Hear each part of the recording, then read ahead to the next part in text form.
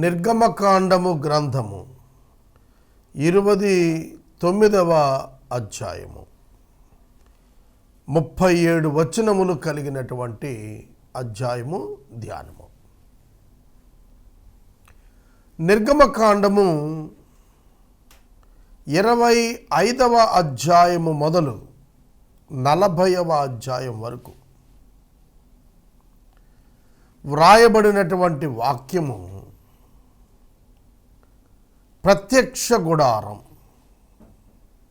దానిలో ప్రత్యక్ష గుడారంలో జరగవలసినటువంటి ప్రతి విధమైనటువంటి ఆరాధనా క్రమాలు, ఆరాధన చేసేటువంటి వ్యక్తులు, దేవునికి ఆరాధన, ప్రజలకు పాపక్షమాపణ, మనుషులను దేవునితో అనుసంధానం చేసిన స్థలమే ప్రత్యక్ష గుడారం.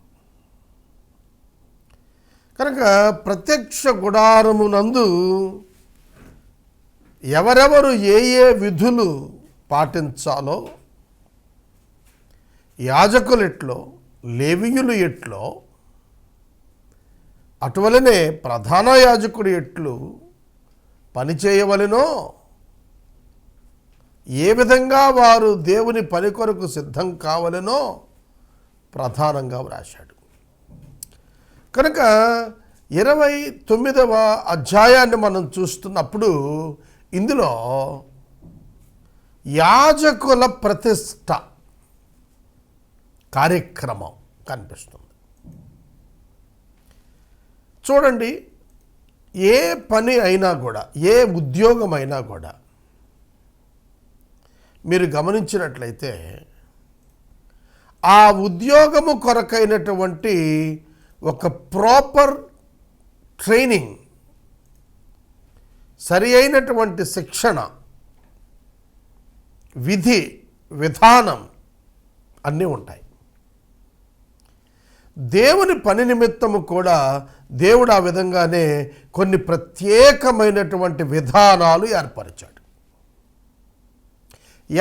ఎవరు ఇందులో భాగస్థులు కావాలి? ప్రత్యక్ష గుడారము యొక్క ఉద్దేశము నెరవేర్పులో ఏ ఏ వ్యక్తులు ఎక్కడెక్కడ ఏ విధంగా భాగస్థులై సేవలందించాలి అనేది దేవుడే చెప్పాడు. It is from the heart of the God. Tabernacle, ప్రత్యక్ష గుడారం దేవుని మనస్సులో ఉన్న ప్రణాళిక, మనస్సులో ఉన్నటువంటి ప్రణాళిక యొక్క నిజస్వరూపం, భౌతిక స్వరూపం. కావున ఈ ప్రత్యక్ష గుడారంలో మనుషులను దేవునితో అనుసంధానము చేయుట కొరకు ఏర్పరచబడుతున్న వారు నమూనా మనుష్యులు. They are model people. The reality is in Jesus Christ. వారంతా కూడా ఉదాహరణ కొరకు నియమించబడిన వారే తప్ప వాస్తవమైనటువంటిది యేసుక్రీస్తునందు. This is nothing but the shadow. ఇది ఛాయ మాత్రమే, వాస్తవము క్రీస్తు. ప్రత్యక్ష గుడారము యేసుక్రీస్తుకు ఛాయ. It is the shadow of Jesus Christ. యేసు ఉన్నారు ఆయన నీడ ప్రత్యక్ష గుడారం. కాబట్టి ఈ ప్రత్యక్ష గుడారంలో సేవ చేయటానికి దేవుడు యేసుక్రీస్తు ప్రభువును ఏ విధంగా ప్రత్యేకించుకున్నాడో, ప్రతిష్ఠించుకున్నాడో, పరిశుద్ధునిగా చేసుకున్నాడో ఆ విధమైనటువంటి కార్యక్రమం ఆ వ్యక్తులకు కూడా జరగాలి. They should be separated, they should be trained. వాళ్ళు ప్రత్యేకించబడి వాళ్ళు నేర్పించబడాలి. ఎందుకంటే it is the work in a great power house. వాళ్ళు ఆటలాడటానికి కుదరదు. అది ప్రత్యక్ష గుడారం, అది దేవుని నివాస స్థలం. It's like a power house, nothing but the house of the power of God. దేవుని యొక్క శక్తికి నిలయం అది. కనుక ఎట్లా పడితే దాన్ని అట్లా ఆపరేట్ చేయకూడదు. It's like A power house, not the transformer.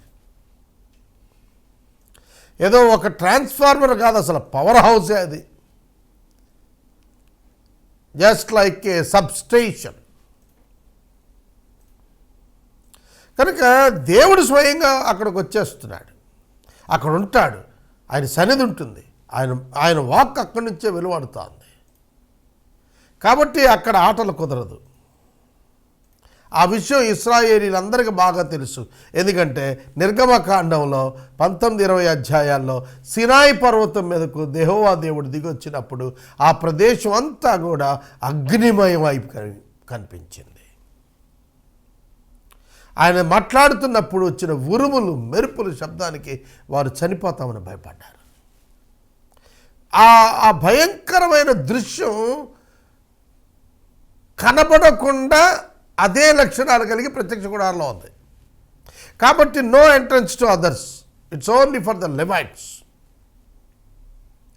Common people should not enter, ordinary people should not enter. సాధారణ ప్రజలు లోనికి రాకూడదు. Only priests, that to anointed people. ఒక విచిత్ర విషయం చెప్తాను నేనండి. ఇజ్రాయేలు గోత్రాలు మనం చూస్తున్నప్పుడు 13. సాగర్ గారు 13 అంటారు ఏమిటి, 12 కదా అంటారా? నా 13. లేవీయులను వినాయించితే 12. లేవీయులను వినాయించితే 12. 12 గోత్రాలు. కొంచెం మీరు జాగ్రత్తగా వినాలి. 12 గోత్రాలు, 12 గోత్రకర్తలు. లేవీయులను గోత్రంగా, ప్రత్యేక గోత్రంగా లెక్కించాడు. లేవీయులు ప్రత్యేక గోత్రంగా లెక్కించబడ్డారు. యాకోబుకి 12 మంది కుమారులు. ఈ 12 మంది కుమారులలో వారి జ్యేష్ఠత్వాలకు బదులుగా, అనగా వారి ఇంట పుట్టిన మొదటి సంతానమునకు బదులుగా అందరి పక్షంగా దేవుడు to organise in a good way, చక్కగా ఆరాధనలు జరపటం కొరకు లేవీయులను ప్రత్యేకించుకుని వినాయించాడు, వారి నుండి పక్క తీశాడు. అప్పుడు 11 మంది కుమారులు ఉంటారు. వాళ్ళల్లో యోసేపు కుమారులిద్దరికీ గోత్రాలు ఇచ్చాడు. లేవి బదులుగా యోసేపు యొక్క కుమారులు ఎఫ్రాయిము, మనష్షేలు గోత్రకర్తలుగా మారారు. రూబేను పాపము చేసిన కారణంగా జ్యేష్ఠత్వం అతనికి రాలేదు. యోసేపును దేవుడు ఏర్పాటు చేసుకున్నాడని గ్రహించినటువంటి యాకోబు యోసేపుకు అతని కుమారులిద్దరికీ కూడా 2 గోత్రాలు ఇచ్చాడు. కాబట్టి 12 గోత్రాల్లో లేవీయులు వినాయించబడ్డారు, పక్క పెట్టబడ్డారు. ఈ లేవీయులలో కూడాను యాజకులు ప్రత్యేకించబడ్డారు. యాజకులలో ప్రధాన యాజకుడు మరింత ప్రత్యేకించబడతాడు. Very specialised, greatly consecrated. కనుక మీరు చూసినట్లయితే ఇజ్రాయేలీలలో నుండి లేవీలను బయటికి తీశాడు, లేవీలలో నుండి మళ్ళా యాజకులను ఏర్పరిచాడు, యాజకులలో మళ్ళా ప్రధాన యాజకులను ఏర్పాటు చేశాడు. Superlative services. ఈ విధంగా దేవుడు చేసినప్పుడు ప్రధాన యాజకుడికి ఎలాంటి ప్రతిష్ట కావాలి, ఎలాంటి వస్త్రం కావాలి, ఎలాంటి పని ఇవ్వాలి, ఎంత హోదా అతనికి ఇవ్వాలి, ఎంతటి అధికారం అతనికి ఇవ్వాలి, ఎంతటి బాధ్యత అతనికి ఇవ్వాలి, దేవుడే నిర్ణయించాడు. ఆ వ్యక్తిని కూడా దేవుడే నిర్ణయించుకున్నాడు. Because he is all mighty.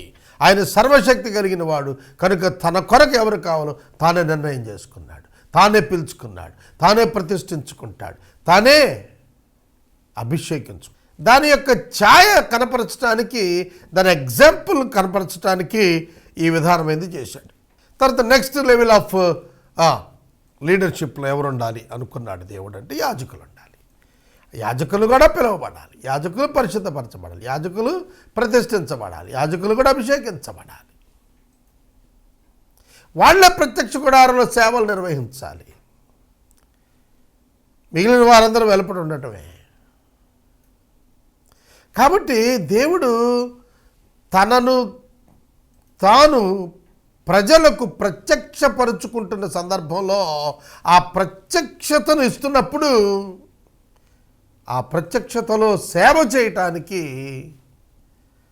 మనుషులలో అద్భుతమైన రీతిగా పవిత్రపరుచుకొని, ప్రత్యేకపరుచుకొని, ప్రతిష్టపరుచుకొని, అభిషేకం చేసుకొని ఒక స్పెషల్ పీపుల్గా, ప్రత్యేకమైన దైవ జనాంగంగా వారిని ఏర్పాటు చేసుకున్నాడు.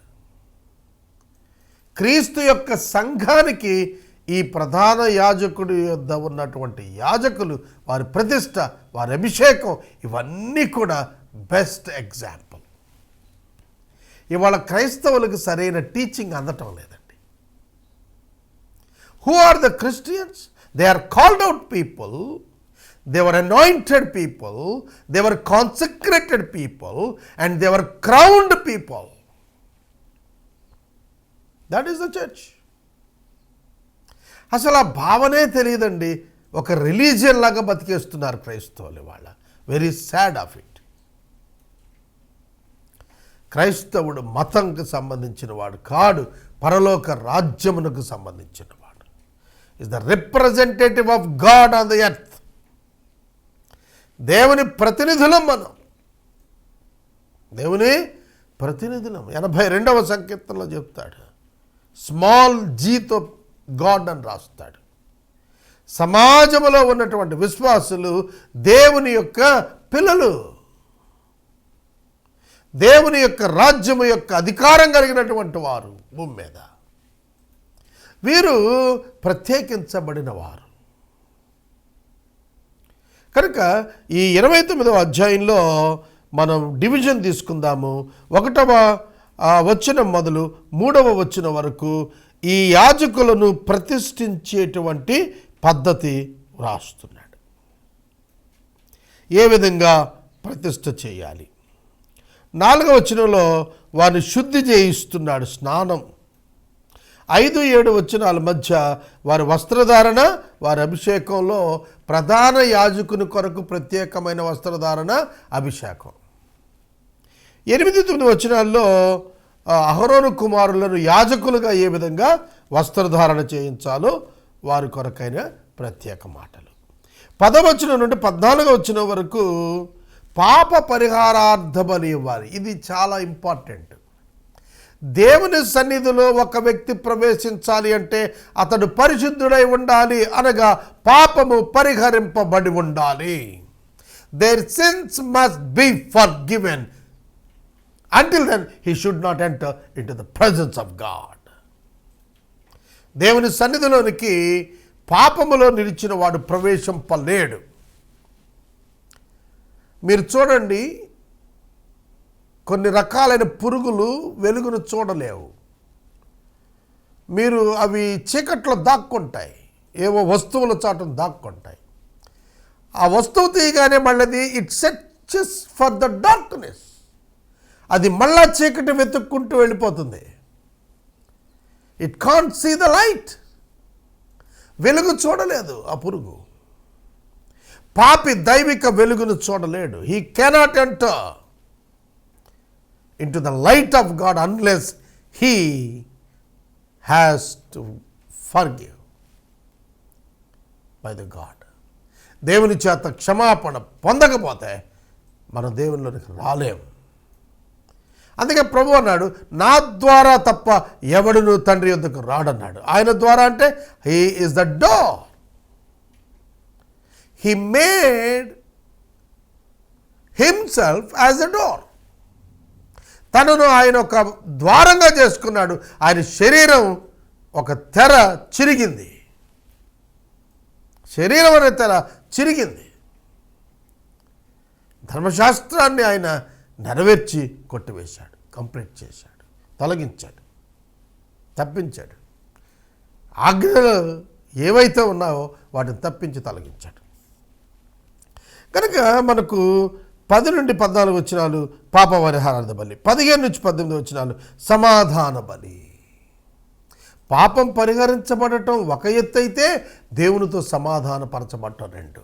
ఈ రెండు కూడా మన రక్షణలో ప్రధాన భాగాలు. ఒకటి, మన పాపం క్షమించబడటంతో పాటు మనం దేవునితో సమాధానపరచబడాలి. Reconcile with God. దాని కొరకు సమాధాన బలి. 19 నుంచి 21 వరకు ప్రతిష్ట కొరకైనటువంటి బలి అర్పణ. ఇది లేవీకాండంలో కూడా 8వ అధ్యాయం 22 నుంచి 26 వరకు కనిపిస్తుంది.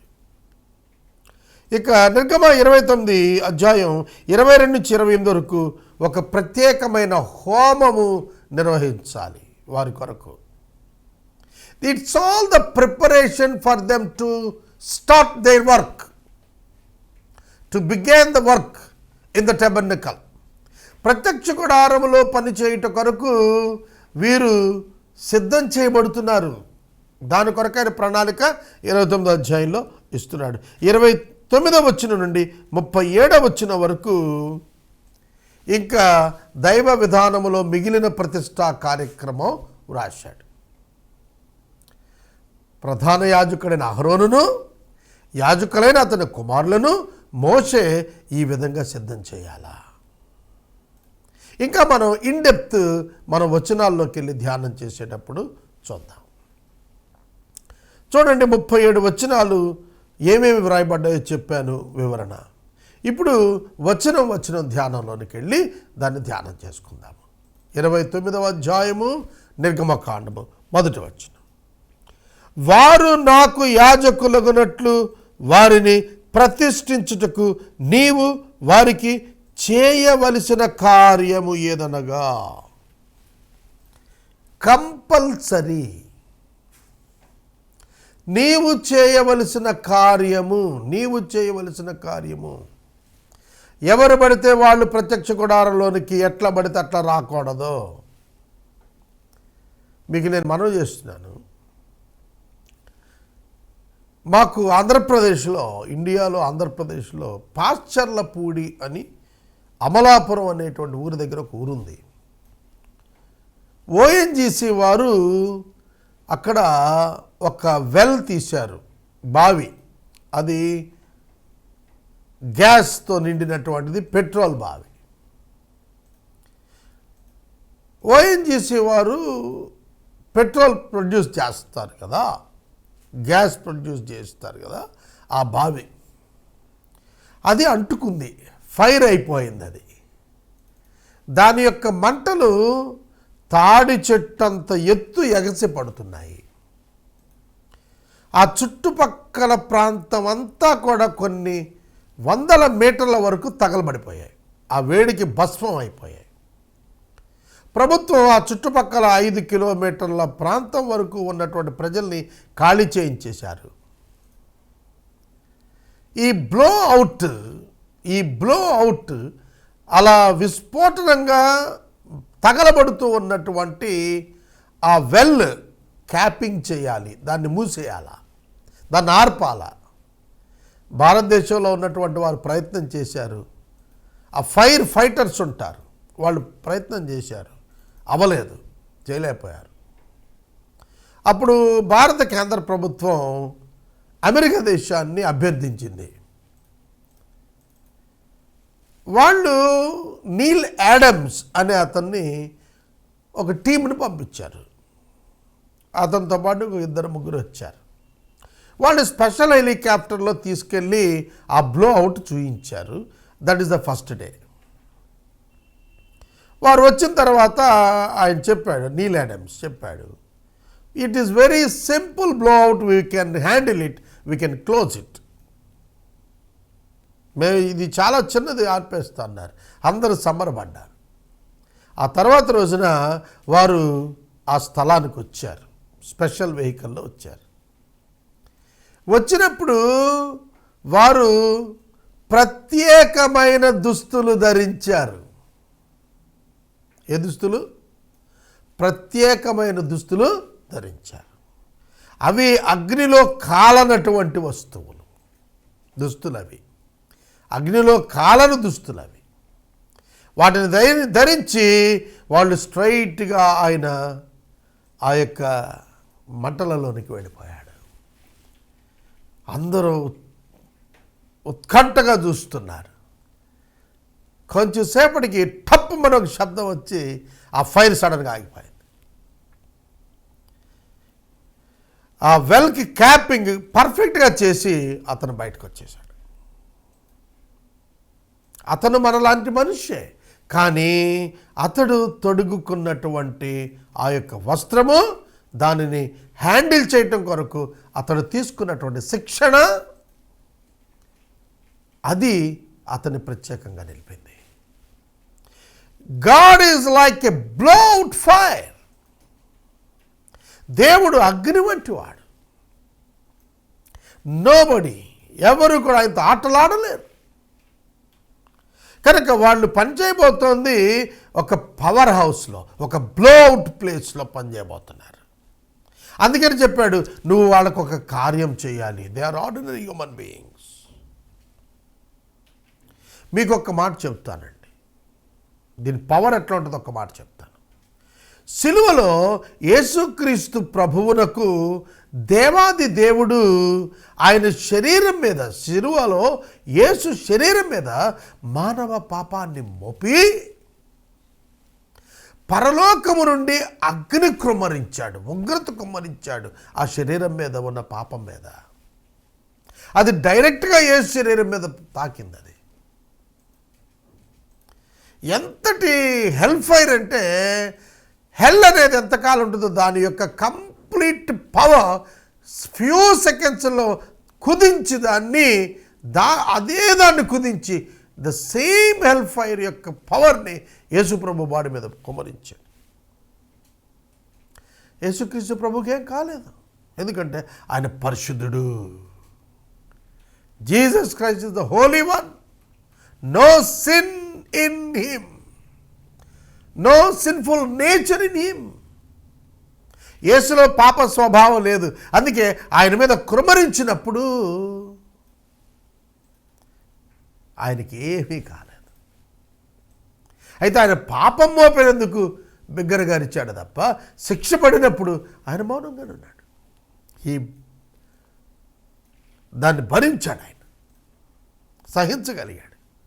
ఎందుకంటే that body is a special body, only prepared to bear the human sin and its punishment. It's a special body. అది ప్రత్యేకమైనటువంటి శరీరం.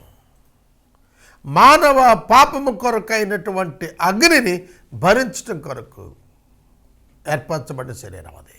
విలాపవాక్యములు 1:12 అంటాడు, ఆకాశము నుండి దేవుడు అగ్నిని కుమ్మరించాడు, అది నా ఎముకలను నిరంతరం కాలుస్తోంది అన్నాడు. ఆ హెల్ ఫైర్ యొక్క ఎక్స్పీరియన్స్ యేసు అక్కడే పొందగలడు, ఎందుకంటే it's a prepared body for that. అలాగే ఆ మోడల్లో వీళ్ళని చేస్తున్నాడు. నేను 2018 సంవత్సరంలో మా ఇంట ఒక నమూనా తయారు చేయించాను. ఆ నమూనా పోలవరం ప్రాజెక్ట్ నమూనా 1,25,000 అయింది నాకు. అది పశ్చిమ గోదావరి కలెక్టర్ దానికి ఫస్ట్ ప్రైజ్ ఇచ్చాడు. అది చాలా 40 feet ఉంది. అది దానికి మోటార్స్ సెట్ చేస్తే వాటర్ ఫ్లో కూడా చూపించగలిగాం. అందులో పోలవరం కంప్లీట్ అయితే ఏ విధంగా వాటర్ వస్తుంది అనేది ఒక థర్మోకోల్తోని మా సోదరుడు సురేష్ చేశాడు. అది ఒక లారీ మీద 40 అడుగుల లారీ మీద పెట్టి ప్రదర్శన ఇచ్చాం. ఆ నీరు పోతూ ఉండగా అది ఫస్ట్ ప్లేస్ వచ్చింది పశ్చిమ గోదావరి జిల్లాలో. కాబట్టి నేను ఎందుకు మనం ఇట్స్ ఎ మోడల్ లైక్ యేసుక్రీస్తు ప్రభువు ఒరిజినల్ అయితే ఈ అహరోను గారు మోడల్ అంటాడు. It's like a thermocol plant, just for the appearance, just for the understanding, గ్రహింపు కలిగించటానికే తప్ప వాస్తవం యేసుక్రీస్తులో ఉంది. కనుక ఈ ప్రత్యక్ష గుణాల్లో పనిచేయాలంటే మోషే నువ్వు వారికి ఈ కార్యక్రమం తప్పక చేయాలి. ఏంటంటే ప్రతిష్టా కార్యక్రమం, కాన్సక్రేషన్. అది చేయకపోతే వాళ్ళు చచ్చిపోతారు. దేవుడు వారిని అంగీకరించి లోపలికి రానియాలి అంటే వాళ్ళు ప్రత్యేకించబడిన వారై, ప్రతిష్ట చేయబడిన వారై, అభిషేకము పొందినటువంటి వారై, మిగిలినటువంటి మనుషుల వంటి వారుగా ఉండకూడదు. వారు they are not like all civil people, they are special people. ఇవాళ క్రైస్తవ సంఘం అలా ఉండాలని దేవుడు కోరుతున్నాడు. నరులందరి వలె మనం ఉండటానికి వీల్లేదు.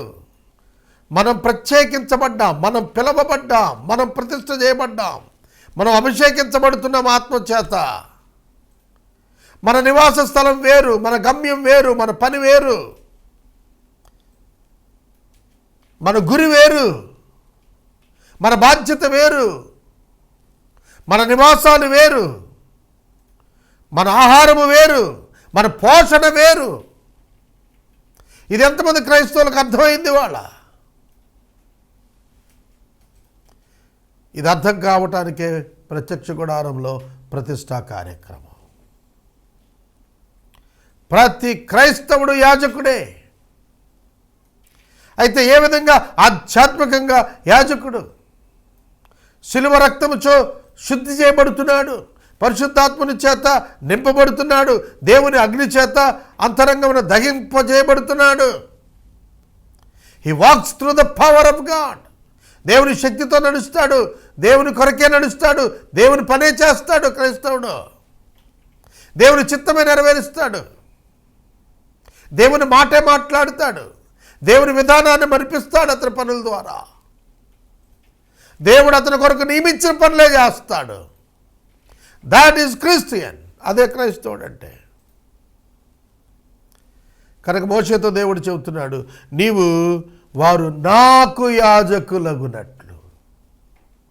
సాధారణంగా అన్ని మతాలలో పౌరహిత్యం చేసేవారు, ముల్లాలా ఉండేవారు, మత నాయకులందరూ కూడా దే వర్క్ ఫర్ పీపుల్, ప్రజల కొరకు పనిచేస్తారు. But here they work for God, వారు దేవుని కొరకు పనిచేస్తారు. That is the difference of the Christianity. క్రైస్తవ్యము దేవుని సొత్తు. దేవుడు వారి సొత్తు కాదు, దేవునికి వీరే సొత్తు. గ్రహిస్తున్నారా? దేవునికి వీరు కావాలి. దేవునికి సంఘము కావాలి.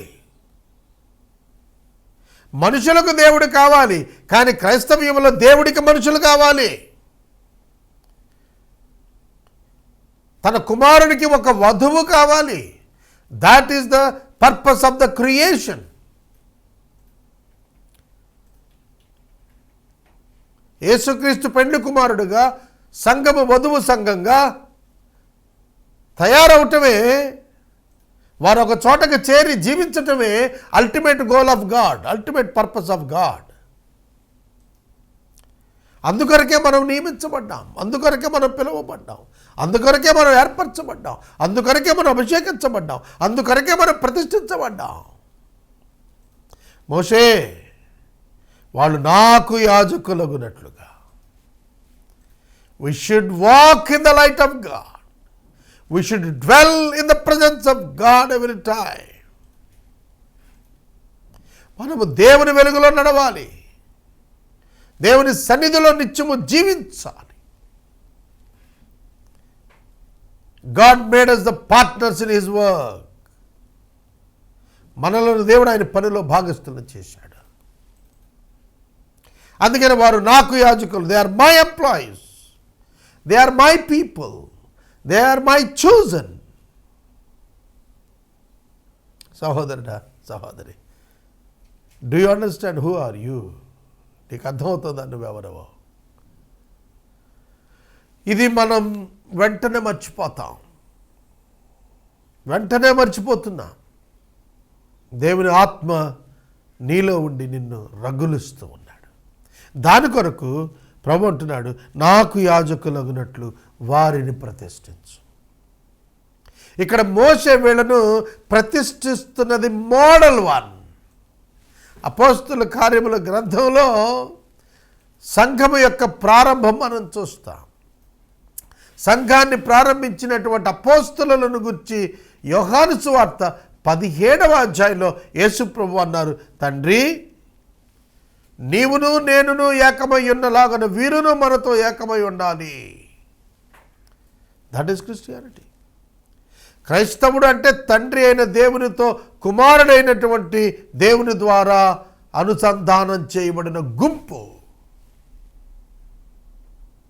కాబట్టి నీవు నాకు ఇచ్చిన మహిమ నేను వీరికి ఇచ్చాను, వీరిని నేను సత్యమందు ప్రతిష్ఠ చేశాను, నీ వాక్యమే సత్యము. మనము ప్రతిష్ఠ చేయబడుతోంది వాక్యము చేత.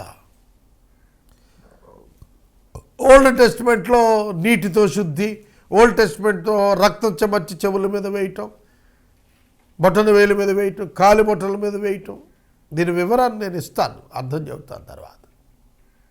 కాబట్టి ఇవన్నీ కూడా అవుట్ సైడ్, ఫర్ ఎగ్జాంపుల్ అని, ఇవన్నీ వెలుపల జరుగుతున్నాయి. ఉదాహరణగా యేసుక్రీస్తు ప్రభు ఇది ఆత్మ సంబంధంగా మనలో జరిగించాడు. మనలో ఆత్మ సంబంధముగా ఇవన్నీ జరిగించాడు ప్రభు. It is the act of God, not the act of Moses. మోసే పెర్ఫార్మ్ చేస్తున్నాడు, కానీ ఈ యాక్ట్ అంతా దేవునిది. దేవుడు చేయమన్నాడు, చేస్తున్నాడు మోసే. యేసుక్రీస్తు దేవాది దేవుడు నరునిగా వచ్చి ఆయనే చేశాడు, నరునిగా వచ్చి ఆయనే చేశాడు. అద్భుతం. యేసుక్రీస్తును మనుషులు అభిషేకించలేదు, దేవుడు అభిషేకించాడు. మనుషులు ప్రతిష్ఠించలేదు, దేవుడు ప్రతిష్ఠించుకున్నాడు. మనుషులు పిలవలేదు, దేవుడు పిలుచుకున్నాడు, దేవుడు ఏర్పరచుకున్నాడు, దేవుడు పంపాడు. ఆయన పేరు షిలోహు అనగా పంపబడిన వాడని అర్థము.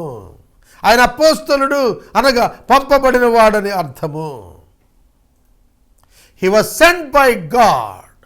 దేవుని చేత పంపబడ్డాడు, దేవుని చేత అనుగ్రహించబడ్డాడు, దేవుని చేత ప్రత్యేకముగా ఈ పని నిమిత్తం నియమించబడ్డాడు.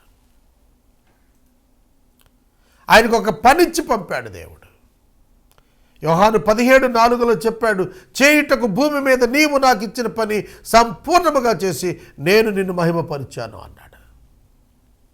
కనుక యేసుక్రీస్తు ప్రభువు దేవుని పనిని పూర్తి చేయటానికి వచ్చాడు. ఆ పని రక్షణ కార్యము. ఆదాము పోగొట్టుకున్నటువంటి ఆ మహిమను తిరిగి యేసునందు విశ్వాసము ద్వారా దేవునితో అనుసంధానమైన వారికి ఆధ్యాత్మికంగా అనుగ్రహించడానికే యేసుక్రీస్తుని లోకానికి పంపించాడు. The whole consecration spiritual system through Jesus Christ God operated. యేసుక్రీస్తు ద్వారా దేవుడు దానిని ఆపరేట్ చేస్తున్నాడు. అందుకనే పాత నిబంధనలో మోషే ద్వారా ఆ సిద్ధపాటు కార్యక్రమాన్ని వివరించాడు. మోషే వారిని ప్రతిష్ఠించవలసిన కార్యము చేయటానికి మొదట వారిని తీసుకురావాలి. వారిని తీసుకురావాలి. ఎక్కడి నుంచి తీసుకురావాలి? వారి పాళెముల నుండి వారిని మందిరము దగ్గరకు తీసుకుని రావాలి.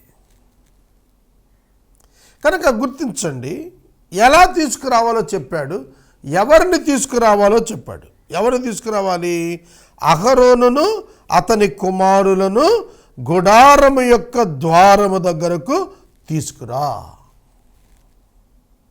మోషే వెళ్ళాడు, అహరోనుకి చెప్పాడు, అతని కుమారులకు చెప్పాడు, దేవుడు మిమ్మల్ని ఏర్పాటు చేసుకున్నాడు, మీరు రావాలా, మీరు వచ్చేటప్పుడు ఈ విధానములో రావాలా, ఈ పద్ధతిలో రావాలా. కనుక చూడండి, మీరు గమనించండి, వారిని పాళెము నుండి మందిరం దగ్గరికి తీసుకొస్తున్నాడు. పాళెములో సమాజం ఉన్నది. పాళెములో సమాజం ఉన్నారు. సమాజమును ఎక్కడ తీసుకురావాలని చెప్పాడు?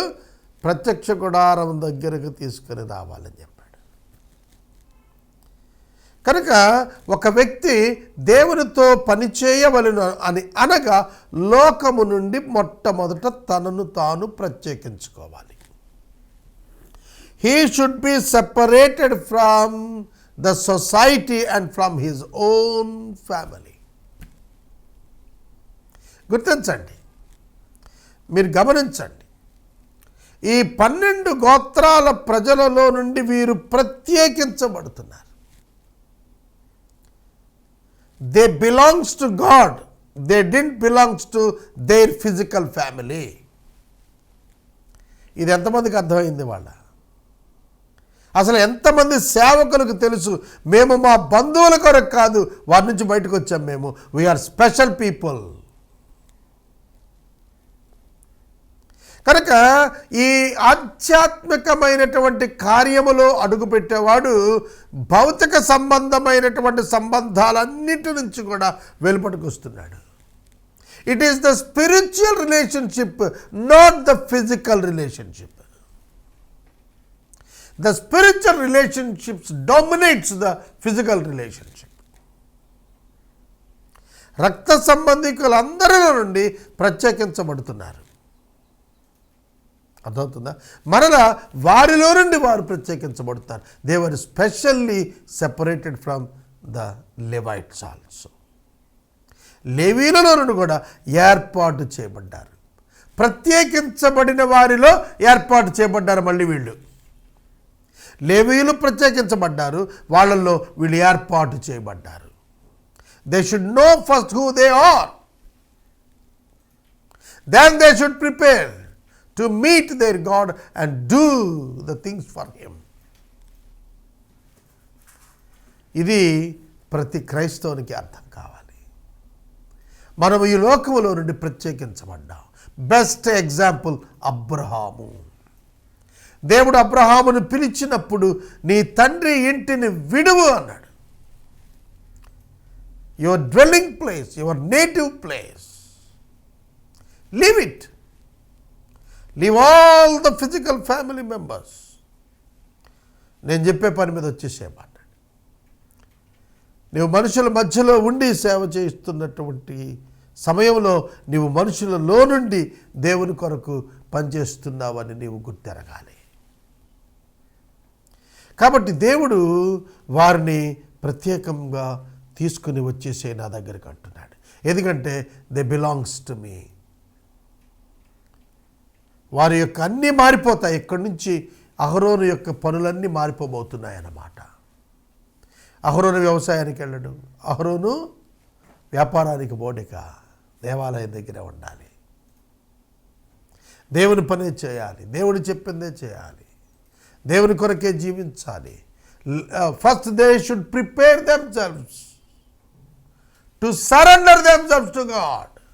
దేవునికి తమను తాము సమర్పించుకోవటానికి, అర్పించుకోవటానికి, లోబరుచుకోవటానికి వాళ్ళు సిద్ధం అవ్వాలి.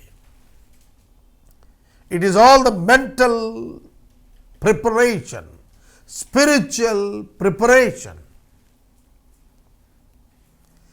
పౌలు గారు దమస్కు మార్గంలో ప్రభువును కలుసుకున్న వెంటనే అరేబియాకు వెళ్ళిపోయాడు. 3 సంవత్సరాలు అక్కడ సిద్ధపడ్డాడు. అప్పుడే పబ్లిక్ మినిస్ట్రీలోకి వచ్చాడు, అప్పటి వరకు రాలేదు. కనుక ఒక వ్యక్తి క్రైస్తవుడు he should prepare himself, he should know the laws. అతడు సిద్ధం కావాలి. అతనికి దేవుని ధర్మశాస్త్రం తెలియాలి, దేవుని యొక్క విధానం తెలియాలి, దేవుని యొక్క చట్టం తెలియాలి. ఒక వ్యక్తి కలెక్టర్గా అపాయింట్ చేయబడాలి అంటే అతనికి అన్ని చట్టాలు తెలియాలి, అన్ని చట్టాలు తెలియాలి, అన్ని ఉద్యోగాలు తెలియాలి, వాటి నియమ నిబంధనలు తెలియాలి. అప్పుడే అతను వాళ్ళందరినీ కంట్రోల్ చేయగలుగుతాడు, హ్యాండిల్ చేయగలుగుతాడు, రూల్ చేయగలుగుతాడు. They were specially trained for certain period. ఆ విధంగానే దేవుని పని కొరకు పిలుచుకుంటున్న వారిని వారి అంతరంగాలు సిద్ధం కావాలని చెప్పాడు. వారు ఏ విధంగా రావాలట? వచ్చేటప్పుడు దేవుని దగ్గరికి వచ్చాడు ఉట్టి చేతులతో కాదు రావాల్సిందే, వాళ్ళ అంగీకారము పొందునట్లుగా రావాలి. వాళ్ళు పిలువబడ్డారు కదా, దేవుడు అంగీకరించి పిలిచాడు కదా. అది మాత్రమే కాదు, certain standard should be maintain for them. వారి కొరకు కొన్ని ప్రత్యేకమైనటువంటి ప్రమాణములు స్టాండర్డ్స్ వాళ్ళు చేసుకుని రావాలి. ఏం చేయాలి? వాళ్ళు ఒక కోడె దూడను తీసుకోవాలి. కోడె దూడ అంటే ఇంతకుముందు వినియోగపడలేదు ఎక్కడా కూడా. కోడె దూడ అన్నప్పుడు ఇప్పటి వరకు ఏ పనికి వినియోగించనటువంటిది అని అర్థం. కోడె దూడ అంటే దాన్ని తీసుకురావాలి. అంటే అది ఎవ్వరి కొరకు పనిచేసేదిగా లేదన్నమాట, దేవునికే అర్పించుకున్నదిగా ఉంటుంది. It has no work with the world. లోకంతో దానికి సంబంధం లేదు అప్పటికి. అట్లాంటి ఫ్రెష్ వన్ తీసుకురమ్మన్నాడు. తర్వాత 2 పొట్టేళ్ళు కళంకము లేనివి. ఇవన్నీ సింబాలిక్, ఇవన్నీ కూడా ఉదాహరణగా చెబుతున్నాడు. సింబాలిజం అంటే పోలిక చేసి చెబుతున్నాడు. ఇవన్నీ వాళ్ళకు చెందినటువంటి లక్షణాలకు పోలిక చేసి చెబుతున్నాడు. ఏమి లేనటువంటిది? కళంకము లేనటువంటిది. ఏ విధమైనటువంటి కళంకము లేనిది ఉండాలి. యేసుక్రీస్తు కూడా సంఘాన్ని కళంకమైన, మచ్చైనా, ముడతైనా, డాగైనా లేనిదిగా చేసుకున్నాడని రాసింది వాక్యంలో.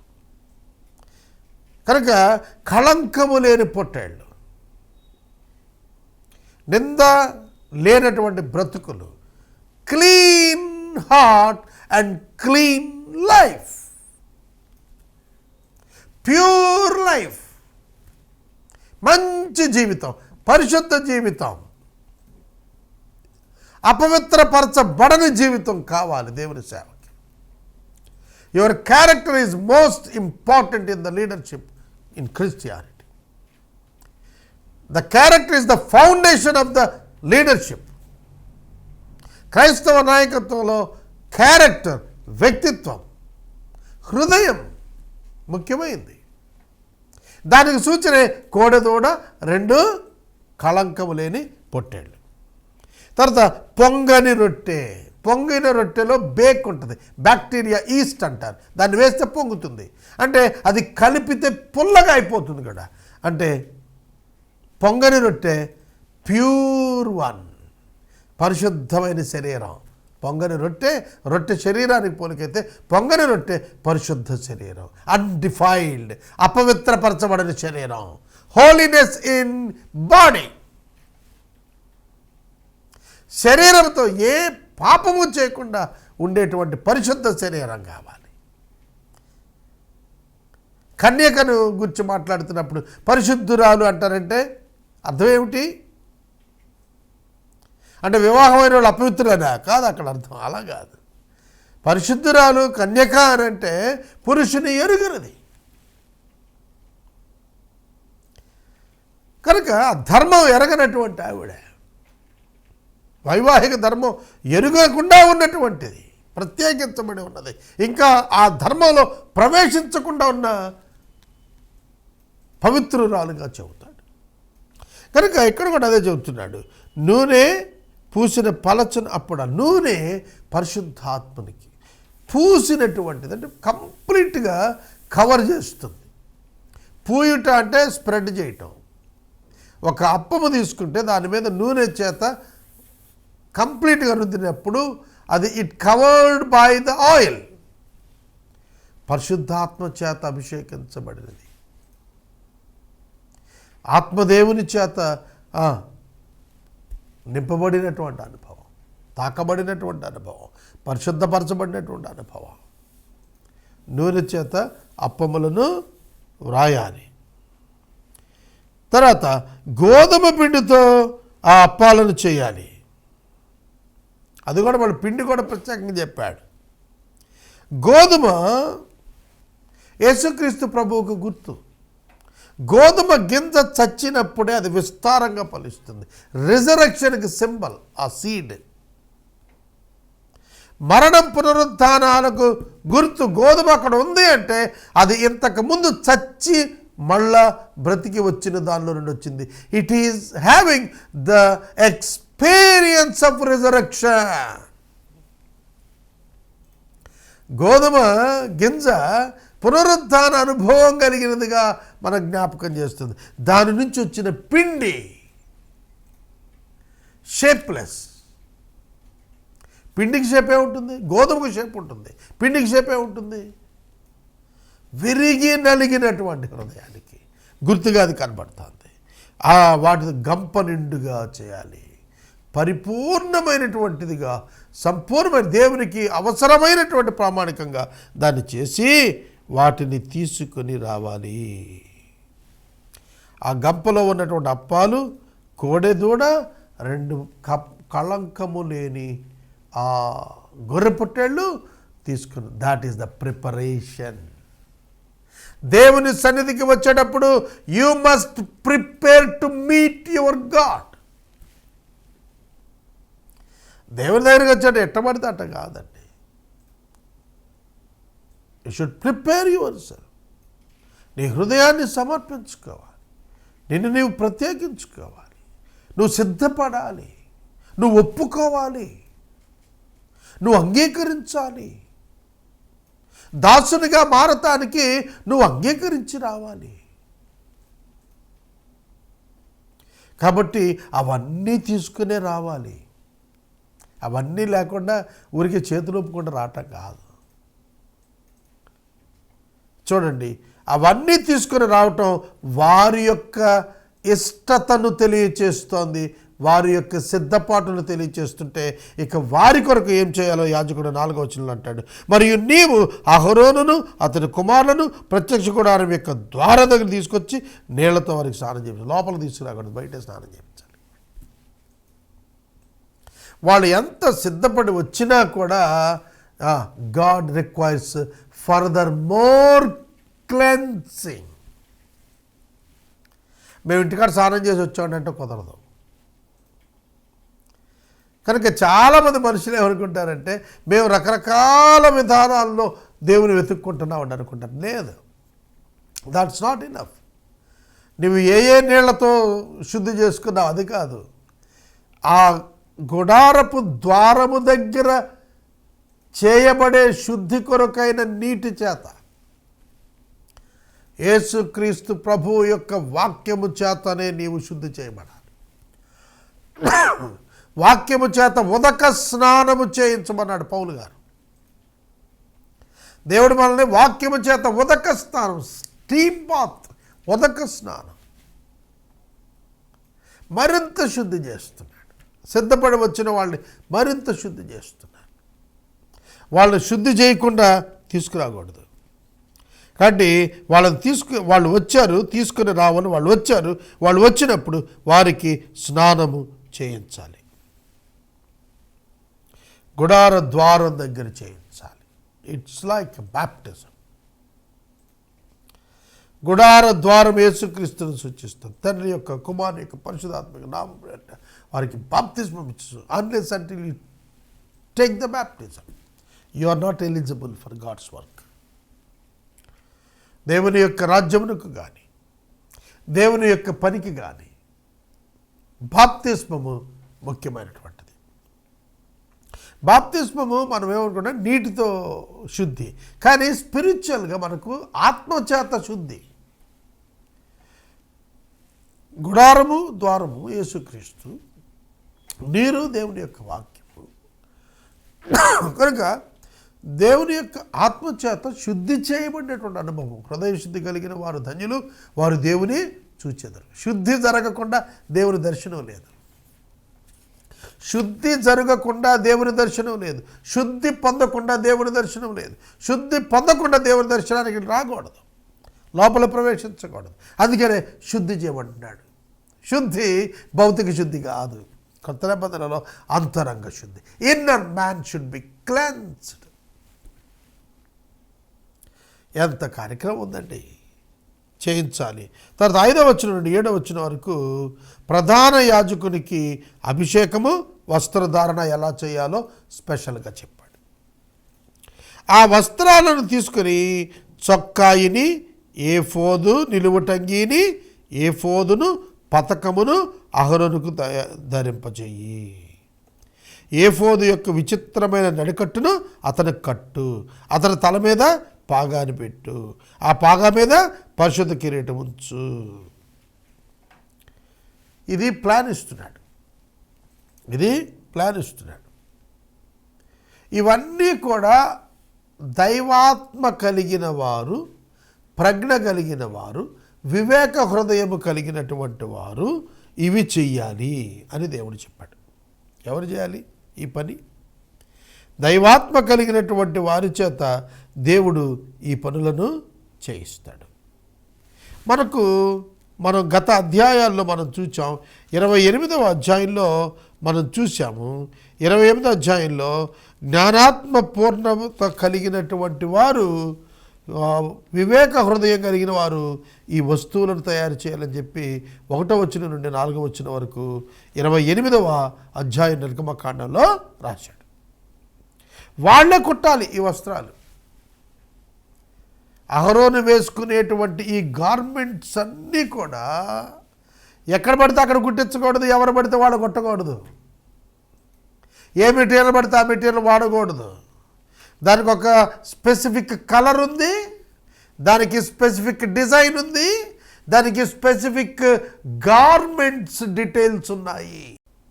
ప్రత్యేకంగా దేవుడు చెప్పిన రంగులున్నాయి, దేవుడు చెప్పినటువంటి రకాల దుస్తులు ఉన్నాయి, దేవుడు వాడమన్న మెటీరియలే వాడాలి, దేవుడు చెప్పిన డిజైన్లోనే కొట్టాలి.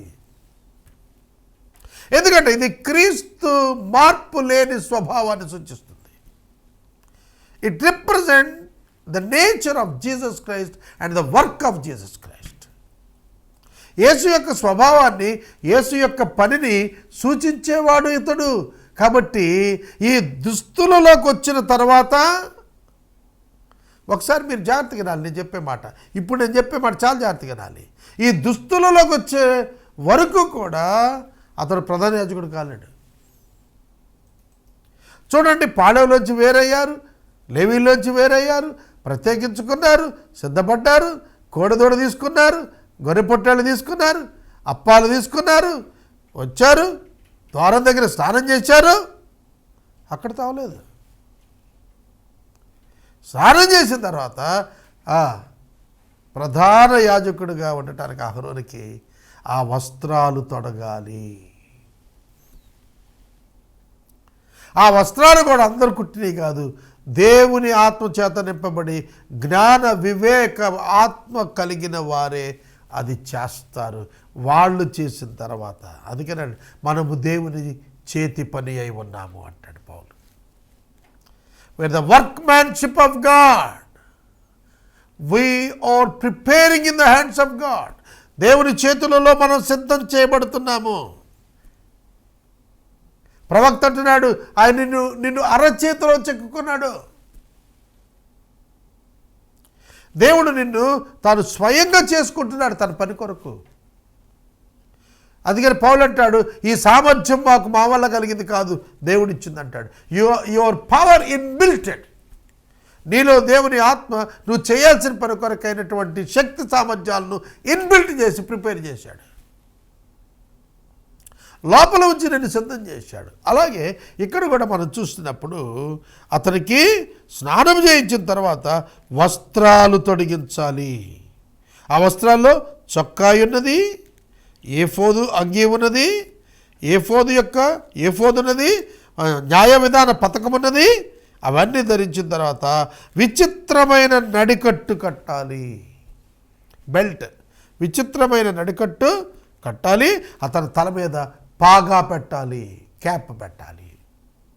ఆ పాగా పెట్టిన తర్వాత దాని మీద పరిశుద్ధ కిరీటం ఉంచాలి. యెహోవా పరిశుద్ధుడు అని రాసినటువంటి బంగారు బిళ్ళ కట్టాలి. కట్టిన తర్వాత అభిషేక తైలము తీసుకొని అతని తల మీద పోసి అతను అభిషేకించాలి. చూడండి ఎంత కార్యక్రమం ఉందో. అభిషేక తైలము తల మీదుగా పోయాలి. 133వ సంకీర్తన. సహోదరులు ఐక్యం కలిగి నివసించుట ఎంత మేలు, ఎంత మనోహరము. అది అహరోను తల మీదుగా పోయబడి గడ్డము మీదుగా కారుచు అంచుల అంగీల మట్టుకు దిగజారుతూ వచ్చిన పరిశుద్ధ తైలము వలె ఉంటుంది అన్నాడు.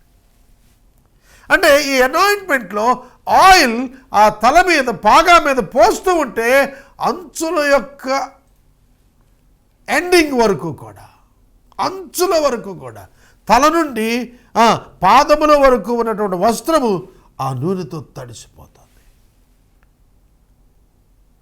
The oil represents the Holy Spirit. పరిశుద్ధాత్మని చేత కప్పబడిన అనుభవానికి వచ్చేస్తున్నాడు.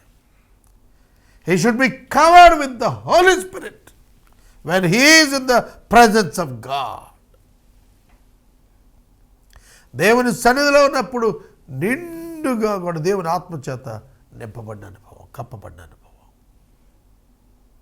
సహోదరుడా, సహోదరి, ఆ నూనె పోయబడిన తరువాత మాత్రమే అతడు ప్రధాన యాజకుడు అవుతాడు. అభిషేకము నూనె చేత పొందే వరకు కూడా ప్రధాన యాజకుడు కాలేడు. అలాగనే ఒక విశ్వాసి ప్రభువైన యేసుక్రీస్తునందు విశ్వాసం ఉంచటం వలన, పాపక్షమాపణ పొందటం వలన, పరిశుద్ధాత్మ దేవుడి అంతరంగంలో కలిగి ఉండటం వలన, దేవుని యొక్క ఆత్మ యొక్క అభిషేకాన్ని కలిగి ఉన్నందువలన అతడు దేవుని బిడ్డ అవుతున్నాడు. దేవుని పనికి అర్హుడుగా మారుతున్నాడు. ఇక్కడ కూడా అహరోను సిద్ధం చేయబడ్డాడు. ఇదంతా కూడా మోసే చేస్తున్నాడు ఆన్ బిహాఫ్ ఆఫ్ గాడ్. దేవుని బదులు మోసే చేస్తున్నాడు, దేవుని పక్షంగా మోసే చేస్తున్నాడు. క్రొత్త నిబంధనలో సంఘానికైతే ఇవన్నీ ఆధ్యాత్మికంగా దేవుడే స్వయంగా చేస్తాడు. అందుకని రక్షణ యెహోవాది. ఏదైనా వనంలో ఆ పశువును వధించి చర్మపు చొక్కాయలు చేయించి తొడిగించాడు. అలాగే రక్షణ దేవుడు చేసినది, దేవుడు తొడుగునది, దేవుడు మాత్రమే ఏర్పరిచినటువంటిది. It is the work of the triune God. ఈ రక్షణ కార్యము త్రిత్వ దైవము యొక్క పని. ప్రణాళిక ఆయనదే, పని ఆయనదే, ఆ పని యొక్క ఆపాదించుట ఆయన పనే.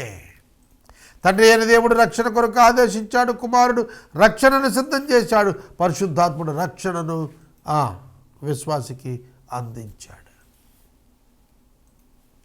కాబట్టి ఎక్కడ చూసిన ఈ సందేశమే బైబిల్లో మీకు కనబడుతుంది. This is the basic fundamental in the Bible.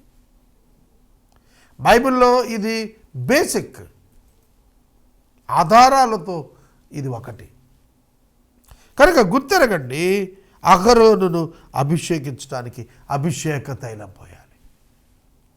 అభిషేక తైలం అందరూ చేయకూడదు, దాన్ని ప్రత్యేకమైన మెటీరియల్తో చేస్తారు.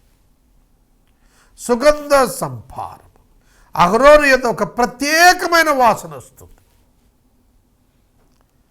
ఆ ప్రత్యేక అభిషేక తైలం అందరి మీద పోయకూడదు, అది అభిషిక్తుల మీదే పోస్తారు. వారి యొక్క ఒక జీవపు సువాసన వస్తుంది. మామూలు శరీరానికి వచ్చే చెమట కంపుకును సుగంధ తైలము చేత అభిషేకించబడినటువంటి వ్యక్తి యొద్ద వచ్చేటువంటి సువాసనకు ఎంత వ్యత్యాసం ఉంటుంది? అంత వ్యత్యాసం అవిశ్వాసికి విశ్వాసికి ఉంటుంది జీవితంలో. ఒక చెమటలో పట్టినటువంటి వ్యక్తి, చెమట కంపుతో ఉన్న వ్యక్తి, వాడు మనిషే, అతనిలో ఉన్నాడు. శుద్ధి చేయబడి మంచి వస్త్రం తొడిగబడి మంచి సుగంధ తైలముతో అభిషేకించబడిన వ్యక్తి పక్కన పెడితే ఎలా ఉంటాడు? Life such a great difference between the believer and unbeliever. విశ్వాసికి అవిశ్వాసికి మధ్య అటువంటి వ్యత్యాసం ఉంటుంది, అటువంటి వ్యత్యాసం ఉంటుంది జీవితంలో. జీవితంలో దుర్వాసన ఉంటుంది అవిశ్వాసి దగ్గర. జీవితంలో సువాసన, జీవపు వాసన, దైవ సంబంధమైనటువంటి ఆ ఫ్రాగ్రెన్స్, దేవుడు అంగీకరించేటువంటి ఫ్రాగ్రెన్స్ ఆ జీవితంలో ఉంటుంది. అదే preparation of the Holy Spirit. అదే పరిశుద్ధాత్మ దేవుడు ఒక మనిషిని దేవుని కొరకు సిద్ధం చేయటం ద్వారా జరుగుతుంది. తన అభిషేకం ఇవ్వటం ద్వారా ప్రారంభమవుతుంది. అతని యొక్క వస్త్రధారణ, అతడు అభిషేకం మనం చూచాము. ఇక 8-9 వచనాల్లో అహరోను కుమారుల వస్త్రధారణ కనిపిస్తుంది. చదువుతాను.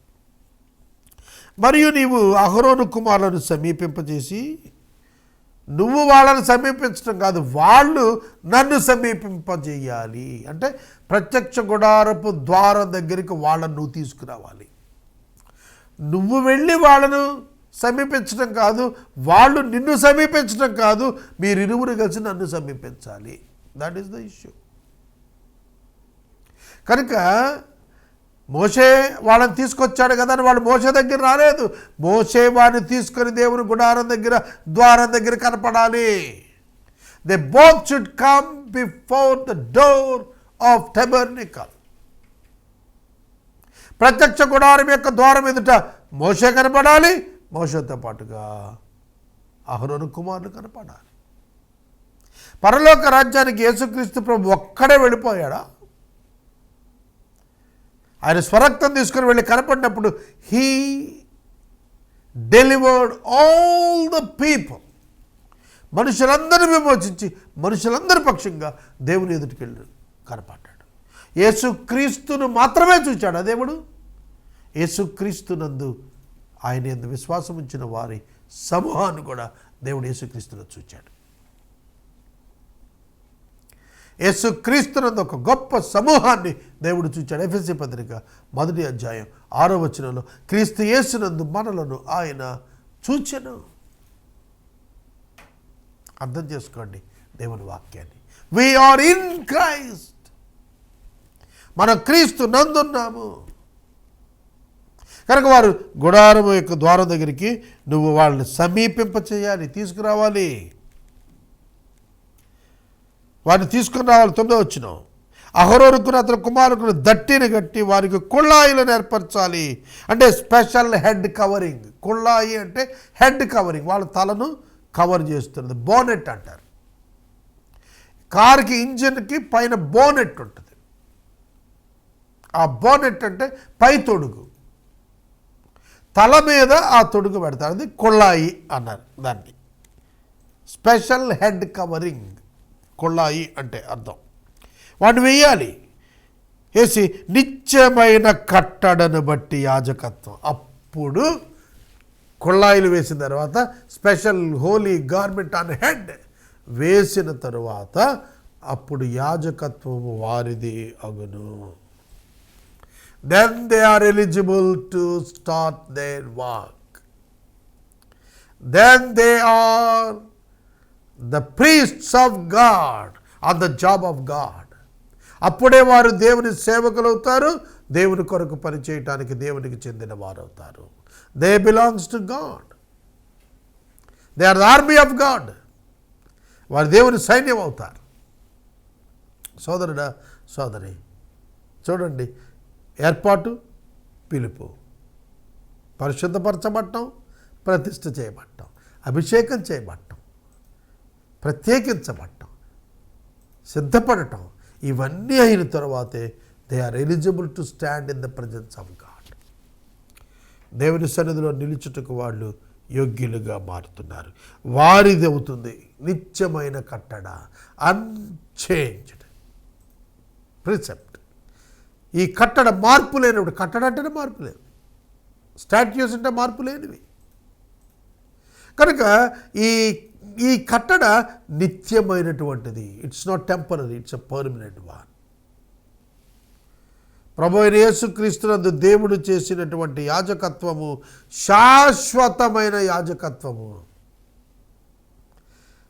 మరలా బలి ఇవ్వాల్సిన అవసరం లేనటువంటి యాజకత్వం.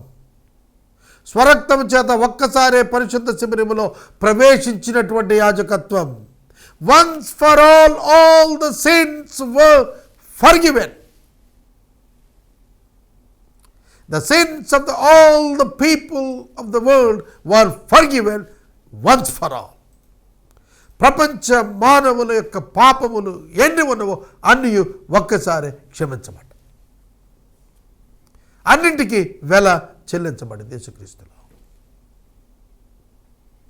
కనుక మన 9వ వచనం దగ్గర యాజకత్వం వారిదవుతుంది. They are eligible now, they are of me. నాకు చెందిన వాళ్ళు, నా పనివారు. వారికి ఎంతటి అధికారం ఇవ్వబడుతుంది, ఎంతటి ఆధిక్యత ఇవ్వబడుతుంది అంటే వారు దేవుని పక్షంగా పనిచేయబోతున్నారు. They are going to start operation on behalf of God and before God. దేవుని ఎదుట దేవుని కొరకు వారు పని చేయబోతున్నడానికి ఆథరైజ్ చేయబడుతున్నారు. యేసుక్రీస్తు ప్రభువారిని పరిచయులు అడిగారు, ఏ అధికారంతో ఈ పనులన్నీ చేస్తున్నా అన్నాడు. Who has authorized you? God has authorized me. దేవుడు నాకు ఈ అధికారం ఇచ్చాడు అని వాళ్ళు చెప్పటానికి ఈ అధికారం వారికి తరతరాలకు ఆ కుటుంబానికి దేవుడు ఏర్పాటు చేస్తున్నాడు. మోషే గొప్ప నాయకుడిగా మనకు కనపడిన ఆ గొప్ప నాయకుడి కంటే అతి పెద్ద జాబ్, గొప్ప పని చేసిన వాడు అహరోను వారి ప్రత్యక్ష గుడారంలో అతని జీవితకాలం అంతా కూడా దేవునికి మనుషులకు మధ్య అనుసంధానకర్తగా నిలబడిపోయాడు. High priest job is a great job. యేసుక్రీస్తు ప్రభువులో ఈ ఇద్దరు అన్నదమ్ములు ఉన్నారు. విమోచకుడు ఆయనే, మరియు పవిత్రపరిచిన వాడు కూడా ఆయనే. కనుక యేసుక్రీస్తు సంపూర్ణుడిగా కనబడుతున్నాడు. 9వ వచనం దగ్గర మనం చూస్తున్నప్పుడు, నిత్యమైన కట్టడను బట్టి యాజకత్వం వారిదగును, అహరోనును అతని కుమారులను అలాగున. That is the way, that is the pattern. అది పద్ధతి, అది విధానం. అలాగున ప్రతిష్ఠించాలి. God's guidelines for consecration. దేవుని యొక్క గైడ్ లైన్స్ ఇస్తున్నాడు ఇక్కడ. అహరోను కుమారులు ప్రధాన యాజకులుగా ఎలా సిద్ధపడాలి, ఎలా అవ్వాలనేది చెబుతున్నాడు. ఎంతటి ఆశ్చర్యం అండి. ఇక 10వ వచనం నుంచి 14వ వచనం వరకు వీరి నిమిత్తం పాప పరిహారార్థ బలి చేయమన్నాడు. గుర్తుపెట్టుకోండి, దేవుని యొక్క మందిరములోనికి ఇంకా వాళ్ళు ప్రవేశించటం జరగల. They are prepared. అప్పుడు ఏం జరగాలంటే, వాళ్ళు సిద్ధపడినా వాళ్ళు రావాలి అంటే లోపలికి వారి పాపం పరిహరించబడాలి. కాబట్టి సిన్ ఆఫరింగ్, పాప పరిహారార్థ బలి 10 నుంచి 14 వచనాలు. మరియు నీవు ప్రత్యక్షం గుడారం ఎదుటికి ఆ కోడెను తెప్పించాలి. చూడండి, కోడ యొక్క రక్తం పాప పరిహారార్థ బలికి వాడుతున్నాడు.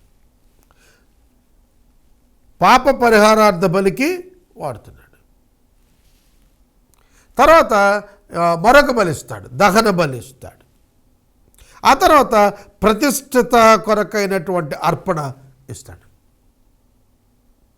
కాబట్టి వాళ్ళ నిమిత్తం పాప పరిహారార్థ బలి, సమాధాన బలి, ప్రతిష్టార్పణ. చూడండి ఎంత శుద్ధి ఉన్నదో, ఎంత సిద్ధపాటు ఉన్నదో, ఎంత అర్హతలు ఉన్నవో ఇందులో మీరు గమనించాలి. ఒక క్రైస్తవునిగా నా జీవితం ఇంత గొప్పదా, ఇంత ప్రత్యేకమైనదా, ఇంత అధికారంతో కూడినదా, ఇంత బాధ్యతతో కూడినదా, ఇంత విలువైనదా, అది నువ్వు తప్పక తెలుసుకోవాలి. నేను ఆనందిస్తున్నాను ఒక క్రైస్తవునిగా. పాప పరిహారార్థ బలి గురించి 10వ వచనం నుంచి 14వ వచనం చదువుకుందాం. నీవు ప్రత్యక్ష గుడారం ఎదుటికి ఆ కోడెను తెప్పించాలి. ఆ కోడ యొక్క శిరస్సు మీద అహరోను అతని కుమారులు తమ చేతులు ఉంచాలి. ట్రాన్స్ఫర్ ఆఫ్ సిన్స్, ప్రత్యామ్నాయ బలి జరుగుతోంది. రోమా 12 అధ్యాయంలో 1వ వచనంలో రోమా పత్రికలో అంటాడు, సజీవమైనటువంటి యాగము అన్నాడు. సజీవమైన యాగముగా మిమ్మల్ని మీరు సమర్పించుకోండి అంటే అర్థం ఏంటి? మీరు బతికే ఉండాలి, కానీ చచ్చిపోవాలి. యాగము అంటే యజ్ఞము, యజ్ఞములో బలి పశువు వస్తుంది. కానీ సజీవ యాగము అంటే యజ్ఞం జరుగుతుంది, యజ్ఞం పూర్తయినా బలి పశువు బతికుంటుంది. అంటే ప్రత్యామ్నాయం కావాలి మనుషులకైతే. యేసు ప్రభువుకైతే అక్కర్లేదు, ఎందుకంటే ఆయన హైపోస్టాటిక్ యూనియన్. ఆయన పాపరహితుడు. పాపము యొక్క శిక్ష ఆయన మీద పడి మరణించిన ఆయన తిరిగి బ్రతికాడు సిలువలో. సిలువపై, ఈ మతం చాలా జాగ్రత్తగా వినాలి, యేసు సిలువపై మృతి నొంది తిరిగి లేచాడు సిలువపైనే. He died on the cross and he resurrected on the cross spiritually. ఆత్మలో చనిపోయాడు, ఆత్మీయంగా చనిపోయాడు. He separated from God, that is death, and he restored the relationship with God, that is the spiritual resurrection. ఆయన తిరిగి దేవునితో ఆయన అనుసంధానమయ్యాడు తన పునరుద్ధానం చేత. అర్థమవుతుందా? కాబట్టి యేసుక్రీస్తు ప్రభువు మనకు సంపూర్ణమైనటువంటి ప్రత్యామ్నాయం. ఈ పశువు తల మీద చేతులుంచుతున్నారు. చేతులుంచినప్పుడు వారి పాపములు ఆ పశువు మీదకు వెళుతున్నాయి, ట్రాన్స్ఫర్ అవుతున్నాయి, బదిలీ అవుతున్నాయి. ఇప్పుడు వారి పక్షంగా ఆ పశువు నిలబడిందన్నమాట. ఫర్ దేర్ సిన్స్, వారి పాపాల కొరకు ఆ పశువు రక్తం చిందించబోతుంది. అంటే వీరు పాపరహితులగునట్లు రక్తం చిందించాలి. పాపరహితులు కారు. పాత నిబంధనలో పాపము కప్పబడుతుంది, పాపము తీయబడదు. పాత నిబంధనలో పశువుల బలి రక్తము చేత పాపము కప్పబడినది, అనగా God accepted them when he saw the blood of the animals. ఎలా అంగీకరించాడంటే వారిని తాత్కాలికముగా, క్రీస్తు యొక్క నిజమైన బలి జరుగు వరకు తాత్కాలికముగా వారిని ఆమోదించాడు. ఆ తర్వాత పర్మనెంట్ చేశాడు. క్రీస్తు రక్తం చేత వారు పర్మనెంట్గా సేవ్ అయ్యారు. పాపము కప్పబడింది, తొలగించబడలేదు. కాబట్టి మీరు గుర్తెరగాలి, పరిశుద్ధ రక్తము చిందించబడాలి. ప్రత్యామ్నాయమైనటువంటి పరిశుద్ధుడు పాపిస్థానంలో నిలబడాలి. ఇట్స్ అ ప్రిన్సిపల్, ఇదొక నియమం. పాపిస్థానములో పాపి తన పాపము కొరకు ఏమీయో చేసుకొనలేడు కనుక, తాను పాపి కనుక పరిశుద్ధుని ఎదుట నిలవలేడు కనుక, పరిశుద్ధుని ఎదుట నిలుచుటకు మరి యొక్క పరిశుద్ధము అయినది కావాలి.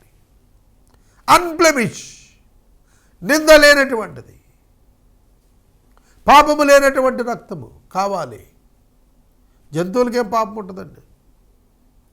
కాబట్టి జంతువు యొక్క రక్తం అహరోను యొక్క కుమారులను కప్పుతుంది. గాడ్స్ యాక్సెప్టెన్స్ వారికి వస్తుంది. దేవుడు వారిని నాశనం చేయకోకుండా వారిని కాపాడుతుంది అని అర్థం అండి. It covers, the blood covers them. మనం పాపులమేనండి, మనలో ఏం ప్రత్యేకత లేదు. యేసు రక్తం కప్పబడినందున ఆ రక్తాన్ని చూచి మనల్ని వదిలేస్తాడు దేవుడు, శిక్షించకుండా. ఇక్కడ కూడాను ఈ యొక్క పాపములన్నీ కూడా క్షమించబడు నిమిత్తము పాపము ఆ జంతువు మీదకి ట్రాన్స్ఫర్ అవుతుంది. ఇట్స్ ఎ లెసన్, అదొక పాఠం. కనుక ఆ జంతువు వారికి బదులు బలవుతుంది, రక్తం చిందిస్తుంది, అది మరణిస్తుంది. అందుకే వాళ్ళు అంగీకరించబడతారు. వారి బదులు మరణిస్తుంది అది, కానీ వారి పక్షంగా మరణిస్తుంది అది. కాబట్టి వాళ్ళు ఆ కోడెను వధిస్తారు. అక్కడ ప్రత్యక్షం గుడారపు ద్వారం దగ్గర బయట దాన్ని వధిస్తారు. వధించినప్పుడు ఆ ద్వారం దగ్గరే వధిస్తారు. వధించినప్పుడు ఆ రక్తము వారిని శుద్ధి చేస్తుంది. వారిని శుద్ధులుగా ఎంచడానికి దేవుడు ఆ రక్తాన్ని వినియోగిస్తున్నాడు. ఆ రక్తాన్ని ఏం చేయాలట? ప్రత్యక్ష గుడారం యొక్క ద్వారం యొద్ద యెహోవా సన్నిధిన ఆ కోడె వధించిన తర్వాత ఆ కోడె రక్తం కొంచెం తీసుకొని నీ వేలుతో బలిపీఠపు కొమ్ముల మీద చమరాలి. బలిపీఠపు కొమ్ముల దగ్గర చమరాలి. బలిపీఠం చచ్చౌకముగా చేయబడుతుంది తుమ్మకర్ర చేత, అది ఇత్తడి చేత పొదగబడుతుంది. దానికి 4 దిక్కులో కూడా సమానమైనటువంటి కొమ్ములు ఉంటాయి. అది ఏకాండంగా చేయబడుతుంది. ఆ కొమ్ముల మీద చమరాలి. ఆ కొమ్ముల మీద చమరాలి. కనుక ఆ రక్తం ప్రోక్షించబడింది వారి మీద అని అర్థం. వారి కొరకు ప్రోక్షించబడిన రక్తం అని అర్థం. రక్తశేషమంతా బలిపీఠం అడుగున పోయాలి. బలిపీఠంకి క్రింద ఒక జల్లెడ పెడతారు, ఆ యాష్ కింద పడతానికి. అది కూడా ఇత్తడితో చేస్తారు దాన్ని. ఆ కింద పోయాలి, బలిపీఠం కింద పోయాలి. బలి అర్పణ చేయబడినటువంటిది దహించబడుతున్నప్పుడు పాపక్షమాపణ కొరకైనటువంటి, అంటే అది భస్మం అయిపోతుంది. ఇక ఆ జీవి రక్తం తీసివేయబడింది, ప్రాణం పోయింది, ఆ శరీరం కూడా దహించబడుతుంది. ఆంత్రములో క్రొవ్వు అంతటినీ కూడా తీసి 2 మూత్ర గ్రంథులు వాటి మీద క్రొవ్వును తీసి బలిపీఠం మీద దహించాలి. క్రొవ్వు రిచ్నెస్, దాన్ని దహించబడుతున్నాడు. ఆ కోడె మాంసం, దాని చర్మము, దాని పేడ, పాలు వెలుపుట అగ్నితో కాల్చాలి. ఆ కోడె మాంసమును అగ్నితో కాల్చాలి. You should not eat that. యాజకులు పాప పరిహారార్థ బలి పశువు యొక్క మాంసాన్ని తినకూడదు. దహన బలి, సమాధాన బలి యొక్క మాంసం తినచ్చు, కానీ పాప పరిహారార్థ బలి యొక్క దాన్ని తినకూడదు. యేసుక్రీస్తు ప్రభువారు గవిని వెలుపట శ్రమ పొందారండి. గవిని వెలుపట శ్రమ పొందారు. కనుక ఇక్కడ కూడాను మనకు కనిపిస్తుంది, గవిని వెలుపట ఈ యొక్క జంతువు శ్రమను అనుభవిస్తుంది. ఇక 15 నుంచి 18 వరకు సమాధాన బలిని గురించి వ్రాశాడు. నిర్గమకాండము గ్రంథము 29వ అధ్యాయంలో మనకు యాజకుడైన అహరోను అతని యొక్క కుమారులు ప్రతిష్ఠ చేయబడేటువంటి విధానం కనిపిస్తుంది. దానిలో ప్రధానంగా వారికి దేవుని యొక్క ప్రత్యక్ష గుడారం ఎదుటికి వారిని తీసుకొని వచ్చేటప్పుడు కోడెను, 2 పొట్టేళ్లను మరియు పొంగని రొట్టెను, పొంగని నూనెతో కలిసిన భక్ష్యాలను, పలచని నూనె పోసిన అప్పడములను తీసుకుని రమ్మన్నాడు. వారికి స్నానం చేయించిన తర్వాత, వారికి ప్రతిష్ఠిత వస్త్రాలు తొడిగించిన తర్వాత కోడెను పాప పరిహారార్థ బలిగా ఇమ్మన్నాడు. 10వ వచనం నుండి 14వ వచనం వరకు ఈ కోడెను పాప పరిహారార్థ బలి, వారి పాపము నిమిత్తం క్షమాపణ చేయటానికి ఆ బలి ఇమ్మన్నాడు. మీరు గమనించాలి, దేవుని సేవ చేయటానికి దేవుని చేత ఏర్పరచబడినటువంటి వారు పాప క్షమాపణ పొందిన వారై ఉండాలి, మరియు దేవునితో సమాధాన పడిన వారై ఉండాలి. అందుకు సమాధాన బలి. దేవుని కొరకు ప్రతిష్ఠ చేయబడిన వారుగా ఉండాలి. అందుకు ప్రతిష్ఠ సంబంధితమైనటువంటి ప్రత్యేకమైనటువంటి బలి. గమనించండి, అప్పుడే వాళ్ళు సేవ చేయటానికి అర్హులవుతారు. పాప పరిహారార్థ బలి వరకు మనం చూచాం. ఇక 15వ వచనం నుండి 18వ వచనము వరకు మనం చూస్తే ఇది దహన బలిగా చెప్పబడినప్పటికీ దేవునికి సేవకునికి మధ్య సమాధానం అనుగ్రహించబడాలని మనం చూస్తాం. It's for God's sake they have to give an offering. దేవుని కొరకు ఈ బలి ఇవ్వాలి. ఎందుకంటే ఆయన వీరిని అంగీకరించాలంటే కేవలం పాపక్షమాపణే కాదు, సమాధానపరచుకోవాలి. దాని నిమిత్తం 2 పొట్టేళ్లలో ఒక దానిని తీసుకోవాలి. 15వ వచనం నుండి చూద్దాం. నీవు ఆ పొట్టేళ్లలో ఒక దానిని తీసుకోవాలి. అహరోను అతని కుమారులు ఆ పొట్టేలు మీద చేతులు, తల మీద చేతులు ఉంచాలి. నీవు ఆ పొట్టేలును వధించి దాని రక్తం బలిపీఠం చుట్టూ ప్రోక్షించాలి. ఆ పొట్టేలును దాని అవయవాలు విడదీసి ఆంత్రములు దాని కాళ్ళను కడిగి అవయవములతో తలను చేర్చి బలిపీఠం మీద పొట్టేలంతా దహించాలి. ఇది దహన బలి. యెహోవాకు ఇంపైన సువాసన గల హోమం ఇది. చూడండి, దహన బలి దేవునికి ఇంపైనటువంటి ఆఘ్రాణింపుగా చెప్పాడు. అంటే గాడ్స్ యాక్సెప్టెన్స్ వస్తుంది అందులో, గాడ్స్ ఫేవర్ దొరుకుతుంది ఇందులో. దేవుడు అంగీకరిస్తున్నాడు ఈ బలి ద్వారా. ఈ బలి దేవునితో సమాధానాన్ని ఇస్తుంది. కనుక వీరు ఆ జంతువు పైన తమ చేతులుంచినప్పుడు తమ పాపములను ఆ జంతువుపై దాని రక్తముపై ఆపాదిస్తున్నట్లుగా అర్థమవుతుంది. వారి పాప క్షమాపణతో వారికి సమాధానాన్ని దేవుడు అనుగ్రహిస్తున్నాడు. ఇక 19వ వచనం నుండి 21వ వచనం వరకు ఉన్న వాక్య భాగంలో 2వ పొట్టేలును ఇస్తున్నటువంటి విధానం కనిపిస్తుంది. ఇది కాన్సక్రేషన్ ఆఫరింగ్, ప్రతిష్ట కొరకైనటువంటి అర్పణము. ఇది చదువుకుందాం. మరియు నీవు 2వ పొట్టేలును తీసుకోవాలి. అహరోను అతని కుమారులు ఆ పొట్టేలు తల మీద తమ చేతులు ఉంచాలి. ఆ పొట్టేలును వధించి దాని రక్తములో కొంచెము తీసి అహరోను కుడి చెవి కొన మీద, అతని కుమారుల కుడి చెవుల కొనల మీద, వారి కుడి చేతి బొటన వేళ్ల మీద, కుడికాలు బొటన వేళ్ల మీద చమిరి బలిపీఠం చుట్టూ ఆ రక్తాన్ని ప్రోక్షించాలి.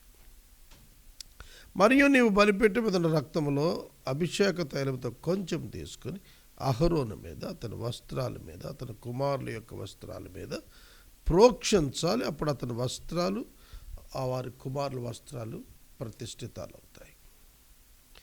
దేవుని సన్నిధిలోనికి ప్రవేశించడానికి, మందిరంలోనికి వారు ప్రతిష్ఠించబడాలి. వారి వస్త్రములు కూడా ప్రతిష్ఠించబడాలి. కనుక వారు ప్రతిష్ఠించబడాలంటే వారు పరిశుద్ధులు కావాలి. అందుకనే దేవుని యొక్క వాక్యంలో మనం చూస్తున్నప్పుడు వారి యొక్క కుడి చెవి కొనలలో ఆ రక్తము యొక్క డ్రాప్స్ ఆఫ్ బ్లడ్ చెమరుస్తున్నారు. కుడి కాలు బొటన వేలు, కుడి చేయి బొటన వేలు, వారి యొక్క చేతి పనులు, కాలి నడక, వారి వినికిడి సమస్తం పరిశుద్ధపరచబడటానికి, రక్త ప్రోక్షణం చేత శుద్ధి చేయబడటానికి ఇక్కడ శ్రద్ధ తీసుకొనబడినట్లుగా మనకు కనిపిస్తుంది.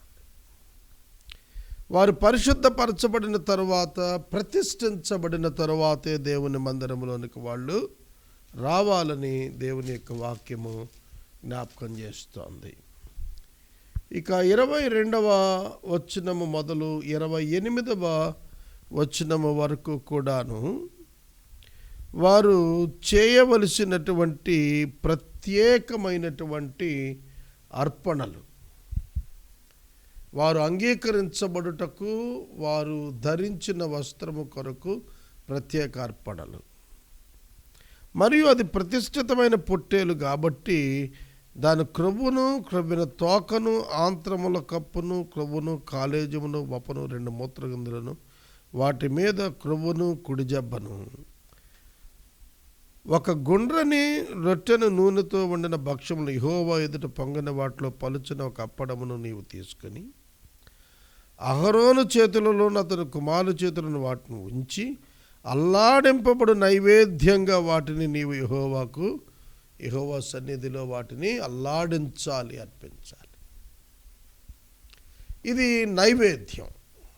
ఈ నైవేద్యంలో ఇందులో రక్త ప్రోక్షణ ఉండదు, ఆహార పదార్థాలే సమర్పిస్తారు ఇందులో. అది కూడా రొట్టెను నూనెతో వండిన భక్ష్యం, పొంగని వాటిలో పలుచన ఒక అప్పటము తీసుకొని దానిని వారి చేతులలో ఉంచి దాన్ని అల్లాడింపాలి. కనుక అది దేవునికి సమర్పిస్తున్నామనే భావనతో వారు చేయాలి. తర్వాత 25వ వచనం, తరువాత నీవు వారి చేతులను వాటిని తీసుకుని యెహోవా సన్నిధిని నింపైన సువాసన కలిగేటట్లు దహన బలిపీఠం మీద ఆ ఆహార పదార్థాన్ని దహనం చేయాలి, భస్మం చేయాలి. మరియు అహరోనుకు ప్రతిష్ఠితమైనటువంటి ఆ పొట్టేలు నుండి బోరను తీసి అల్లాడింపబడు అర్పణము యెహోవా సన్నిధికి దాన్ని అల్లాడించాలి. అది నీ వంతు అవుతుంది. మోషే దాన్ని ఆఫరింగ్ ఇచ్చాడు కనుక మోషేది అవుతుంది. ఇకపై ప్రధాన యాజకుడు దాన్ని ఇచ్చినప్పుడు అది ప్రధాన యాజకునిది అవుతుంది. ప్రతిష్ఠితమైన ఆ పొట్టేలులో అనగా అహరోనుది అతని కుమారులది దానిలో అల్లాడింపబడిన బోర ప్రతిష్ఠితమైన జబ్బను ప్రతిష్ఠించాలి. అది ప్రతిష్టార్పణ గనుక నిత్యమైన కట్టడ చొప్పున అది ఇజ్రాయేలీల నుండి అహరోనుది అతని కుమారులది అయిపోతుంది.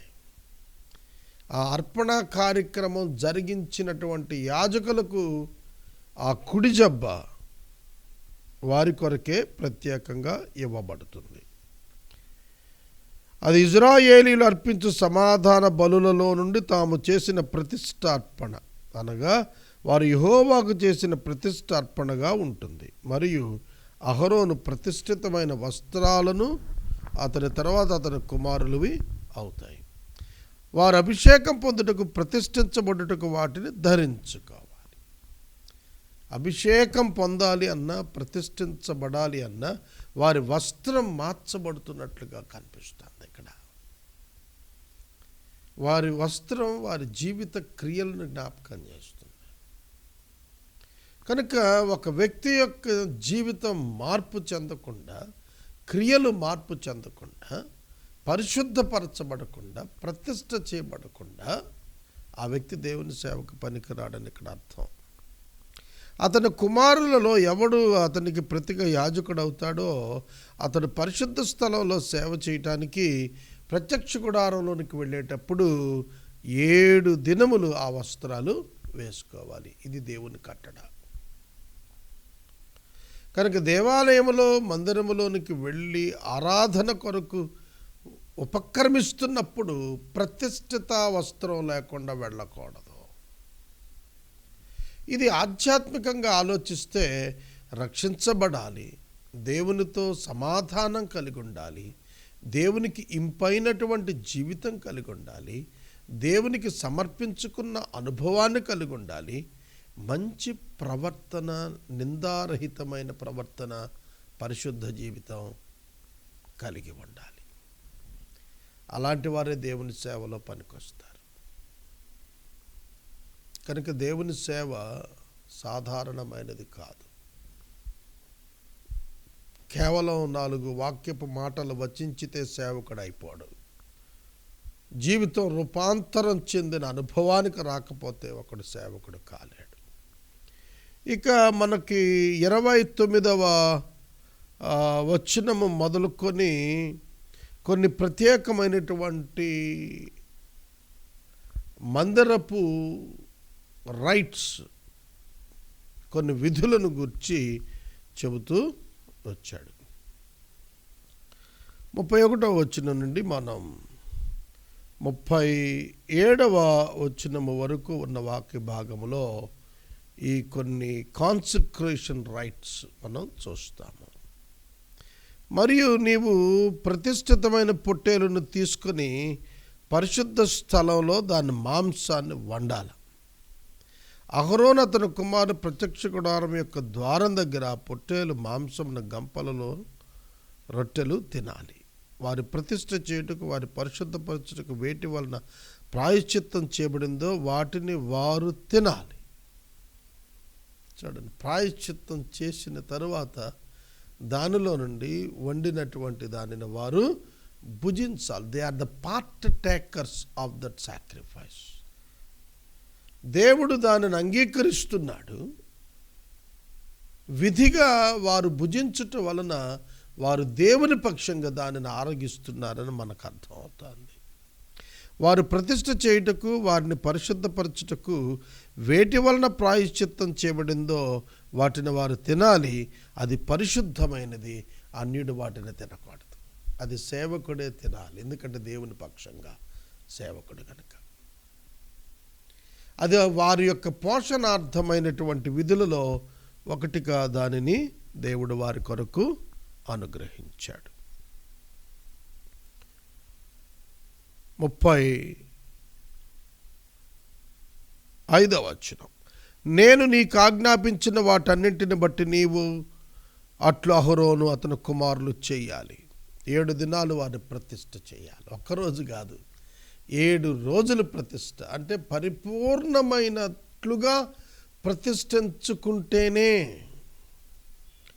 దేవునికే చెందిన వారుగా, వారు ఇక దేనికి చెందని వారిగా సంపూర్ణంగా వారు దేవునికి అర్పించుకున్నప్పుడే వారు సేవకు అర్హులయ్యారు.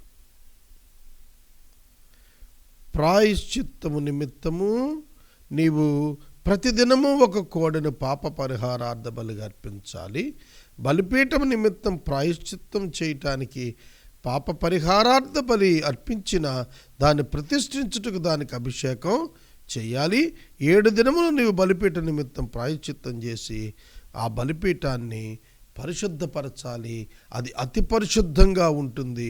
దానికి తగులునదంతయు ప్రతిష్ఠితమైపోతుంది. బలిపీఠం ప్రతిష్ఠిస్తున్నాడు ఇక్కడ. బలిపీఠం అతి పరిశుద్ధమయ్యేటట్లు ప్రతిష్ఠించబడటానికి సంపూర్ణమైనటువంటి బలియాగము చేత దానిని 7 దినములు ఆచరించి 7 పాప పరిహారార్థ బలులు ఇచ్చిన తరువాత ఆ బలిపీఠం పవిత్రమవుతుంది. దానికి తగిలినది పరిశుద్ధమవుతుంది, పవిత్రమవుతుంది.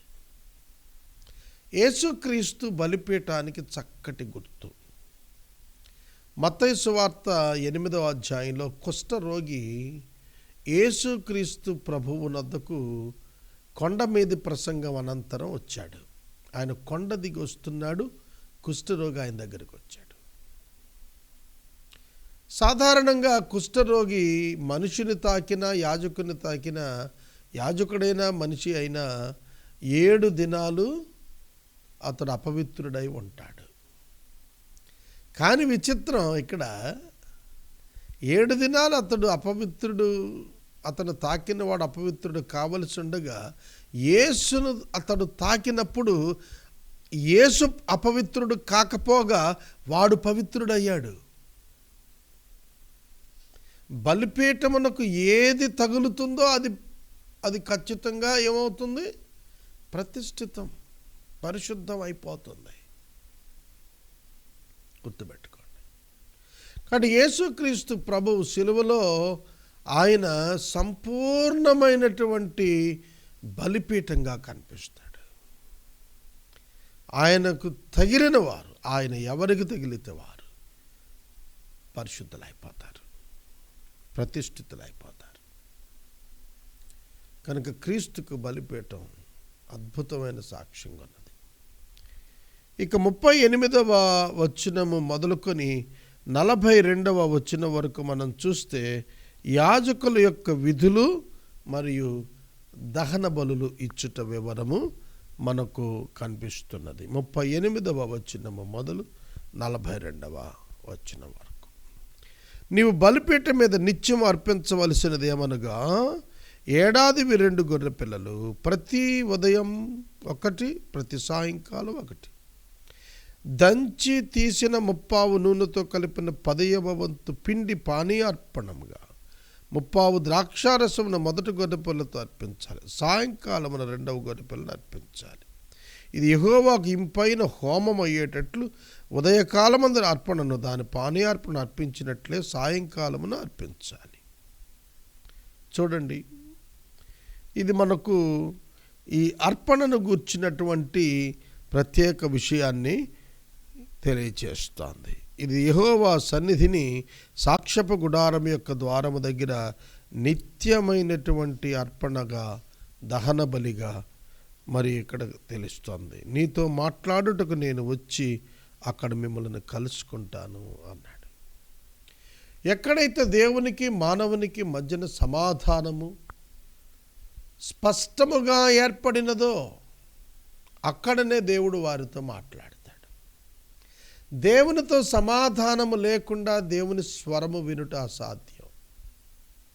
You must repent and you must confess your sin before God and you must accept your lord as your saviour and his blood will cleanse you. ఆయన రక్తము నిన్ను శుద్ధిని చేసినప్పుడే, ఆయన బలిపీఠముగా నీకు తగిలినప్పుడే, ఆయన యొక్క సన్నిధిలో నీవు ప్రతిష్ఠించుకొనగా ఆయన అంగీకరించినప్పుడే ఆయన స్వరాన్ని నీవు వినగలుగుతావు. కనుక బైబిల్ గ్రంథంలోని దేవుని యొక్క స్వరం ప్రతివానికి అర్థం కాకపోవటానికి కారణం అదే. పరిశుద్ధమైన జీవితం లేకుండా ఎవడు దేవుని చూడలేడు. పరిశుద్ధ హృదయం లేకుండా ఎవడు దేవుని సన్నిధిని అనుభవించలేడు. దేవుడు ఆ వ్యక్తితో మాట్లాడవలనగా పరిశుద్ధమైన జీవితం అతనికి కావాలి.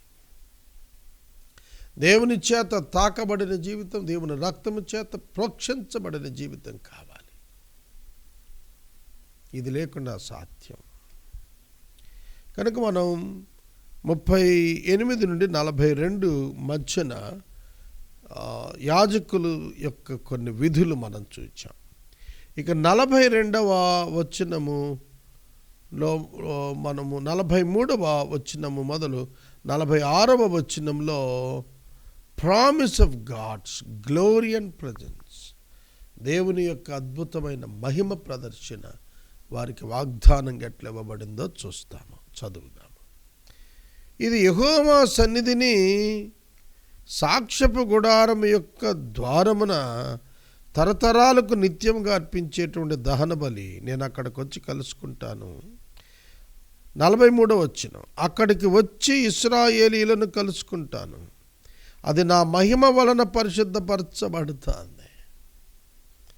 జంతు బలుల వలన పరిశుద్ధపరచబడలేదు. దయచేసి గుర్తుపెట్టుకోండి. ఈ బలులు ఇచ్చినందుకు కాదు, దేవుడు మహిమ ఇచ్చినందుకు. With the glory of God it can be cleansed. పరిశుద్ధపరచబడుతుంది. నేను సాక్ష్యపు గుడారమును బలిపీఠాన్ని పరిశుద్ధపరుస్తాను. నాకు యాజకులగినట్లు నేను అహరోను అతని కుమారులను పరిశుద్ధపరుస్తాను. నేను ఇశ్రాయేలీయుల మధ్య నివసించి వారికి దేవుడినై ఉంటాను. నేను వారి మధ్యన నివసించినట్లు ఐగుప్తు దేశంలో నుండి వారు వెలుపలికి రప్పించిన తమ దేవుడైన యెహోవాను నేనే అని వారు తెలుసుకుంటారు. నేను వారి దేవుడైన యెహోవాను. మనం ఈ అధ్యాయం ప్రారంభంలో ప్రతిష్ట గురించి మాట్లాడటం చూచాం. అధ్యాయం చివరికి వచ్చేటప్పటికి God is owning the people. దేవుడు ప్రజలను తన సొత్తుగా మాట్లాడటం ఇందులో మనం చూస్తాము. దేవుడు తన ప్రజలను, పరిశుద్ధపరచబడిన వారిని తన సొత్తుగా మాట్లాడుతున్నాడు. దేవుడు సాక్ష్యపు గుడారం పరిశుద్ధపరుచుకుంటాడు. బలిపీఠాన్ని ఆయన పరిశుద్ధపరుచుకుంటాడు. యాజకులను ఆయనే పరిశుద్ధపరుచుకుంటాడు. ప్రజలను ఆయనే పరిశుద్ధపరుచుకుంటాడు. మతానికి, మార్గానికి ఇదే వ్యత్యాసం. This is the direct and straight difference between the religion and the way of God. మతానికి దేవుని మార్గమైన యేసుక్రీస్తుకు వ్యత్యాసం అదే. మతాలు తమ రిచువల్స్ ద్వారా, తమ యొక్క ఆచారాల ద్వారా, తమ యొక్క మత సంబంధమైన క్రియల ద్వారా తమను పరిశుద్ధపరచుకోవాలనుకుంటారు. కానీ బైబిల్ చెబుతుంది అది కాదు. మనిషి తనను తానెన్నటికీ పవిత్రపరచుకొనలేడు. దేవుడే పవిత్రపరచాలి, దేవుడే పరిశుద్ధపరచాలి. గుడారాన్ని పరిశుద్ధపరచాలంటే దేవుడే చెయ్యాలి. బలిపీఠం పరిశుద్ధపరచబడాలంటే దేవుడే చెయ్యాలి. యాజకులు పరిశుద్ధపరచబడాలంటే దేవుడు మాత్రమే చేయగలుగుతాడు. కనుక పరిశుద్ధపరచబడుట అను కార్యక్రమము కేవలము దేవుడు చేసేది మాత్రమే, మనుషుల ఆచారాల వలన సాధ్యమయ్యేది కాదు. మరియు ఇది ఆయనతో సంబంధం వలన జరుగుతుంది. నేనే వారికి దేవుడనై ఉంటాను, వారు నేనే వారిని విమోచించానని వారు తెలుసుకుంటారు. ఎప్పుడైతే నీవు దేవుని తెలుసుకుంటావో, దేవుని యొక్క చిత్తమును గ్రహిస్తావో, దేవుడు నీకు చేసినటువంటి రక్షణ కార్యాన్ని తెలుసుకుంటావో, అప్పుడు ఆయన మాత్రమే నీ దేవుడని, నీ విమోచకుడని నువ్వు అర్థం చేసుకుంటావు. ఇశ్రాయేలు జనాంగం పర్సనల్ ఎక్స్పీరియన్స్లో దేవుణ్ణి తెలుసుకున్నారు. వ్యక్తిగతమైనటువంటి అనుభవంలో వారు దేవుణ్ణి తెలుసుకున్నారు. ఒక మాటలో చెప్పాలి అంటే విమోచించబడుట, పవిత్రపరచబడుట, ప్రతిష్ఠ చేయబడుట, మహిమపరచబడుట. అర్థమవుతుందా? కనుక పాపము నుండి విమోచించబడాలి, అపవాదు నుండి విమోచించబడాలి, శరీరము నుండి విమోచించబడాలి. మనము ప్రభువు యొక్క సన్నిధానములో పవిత్రపరచబడాలి. మన శరీరము, మన ఆత్మ యొక్క కల్మషము నుండి మనము పవిత్రపరచబడాలి. It is happened in the cross of Christ. యేసుక్రీస్తు యొక్క శిలువలో మన యొక్క పవిత్రపరచబడే కార్యక్రమం జరిగింది. Our sins were forgiven, our sinful hearts were cleansed on the cross of Jesus Christ. యేసుక్రీస్తు యొక్క శిలువలో మన పాపములకు ప్రాయశ్చిత్తం కలిగింది. అది శుద్ధి అయిపోయాయి, తుడిచివేయబడ్డాయి మన పాపాలు. గుర్తుపెట్టుకోండి. కాబట్టి మన దేవుడు ఆయనే అని మనం తెలుసుకుంటాం. ఒక సంబంధం ఏర్పడుతుంది, ఒక బాంధవ్యం ఏర్పడుతుంది, ఒక బాధ్యత ఏర్పడుతుంది. దేవుని యొక్క వాగ్దానములపై జీవించటం మనం నేర్చుకుంటాము. ఇశ్రాయేలీయులు దేవునితో అనుసంధానమయ్యారు. దేవుడు తనను వారితో సమాధానపరుచుకుంటానికి ఈ ప్రక్రియలన్నీ క్రీస్తునందు వాస్తవాలని వారికి అర్థమయ్యేటట్లుగా చూపించాడు. ఇక్కడితో మనకు 29వ అధ్యాయం ముగిసింది. 30వ అధ్యాయాన్ని తదుపరి ధ్యానిద్దాము.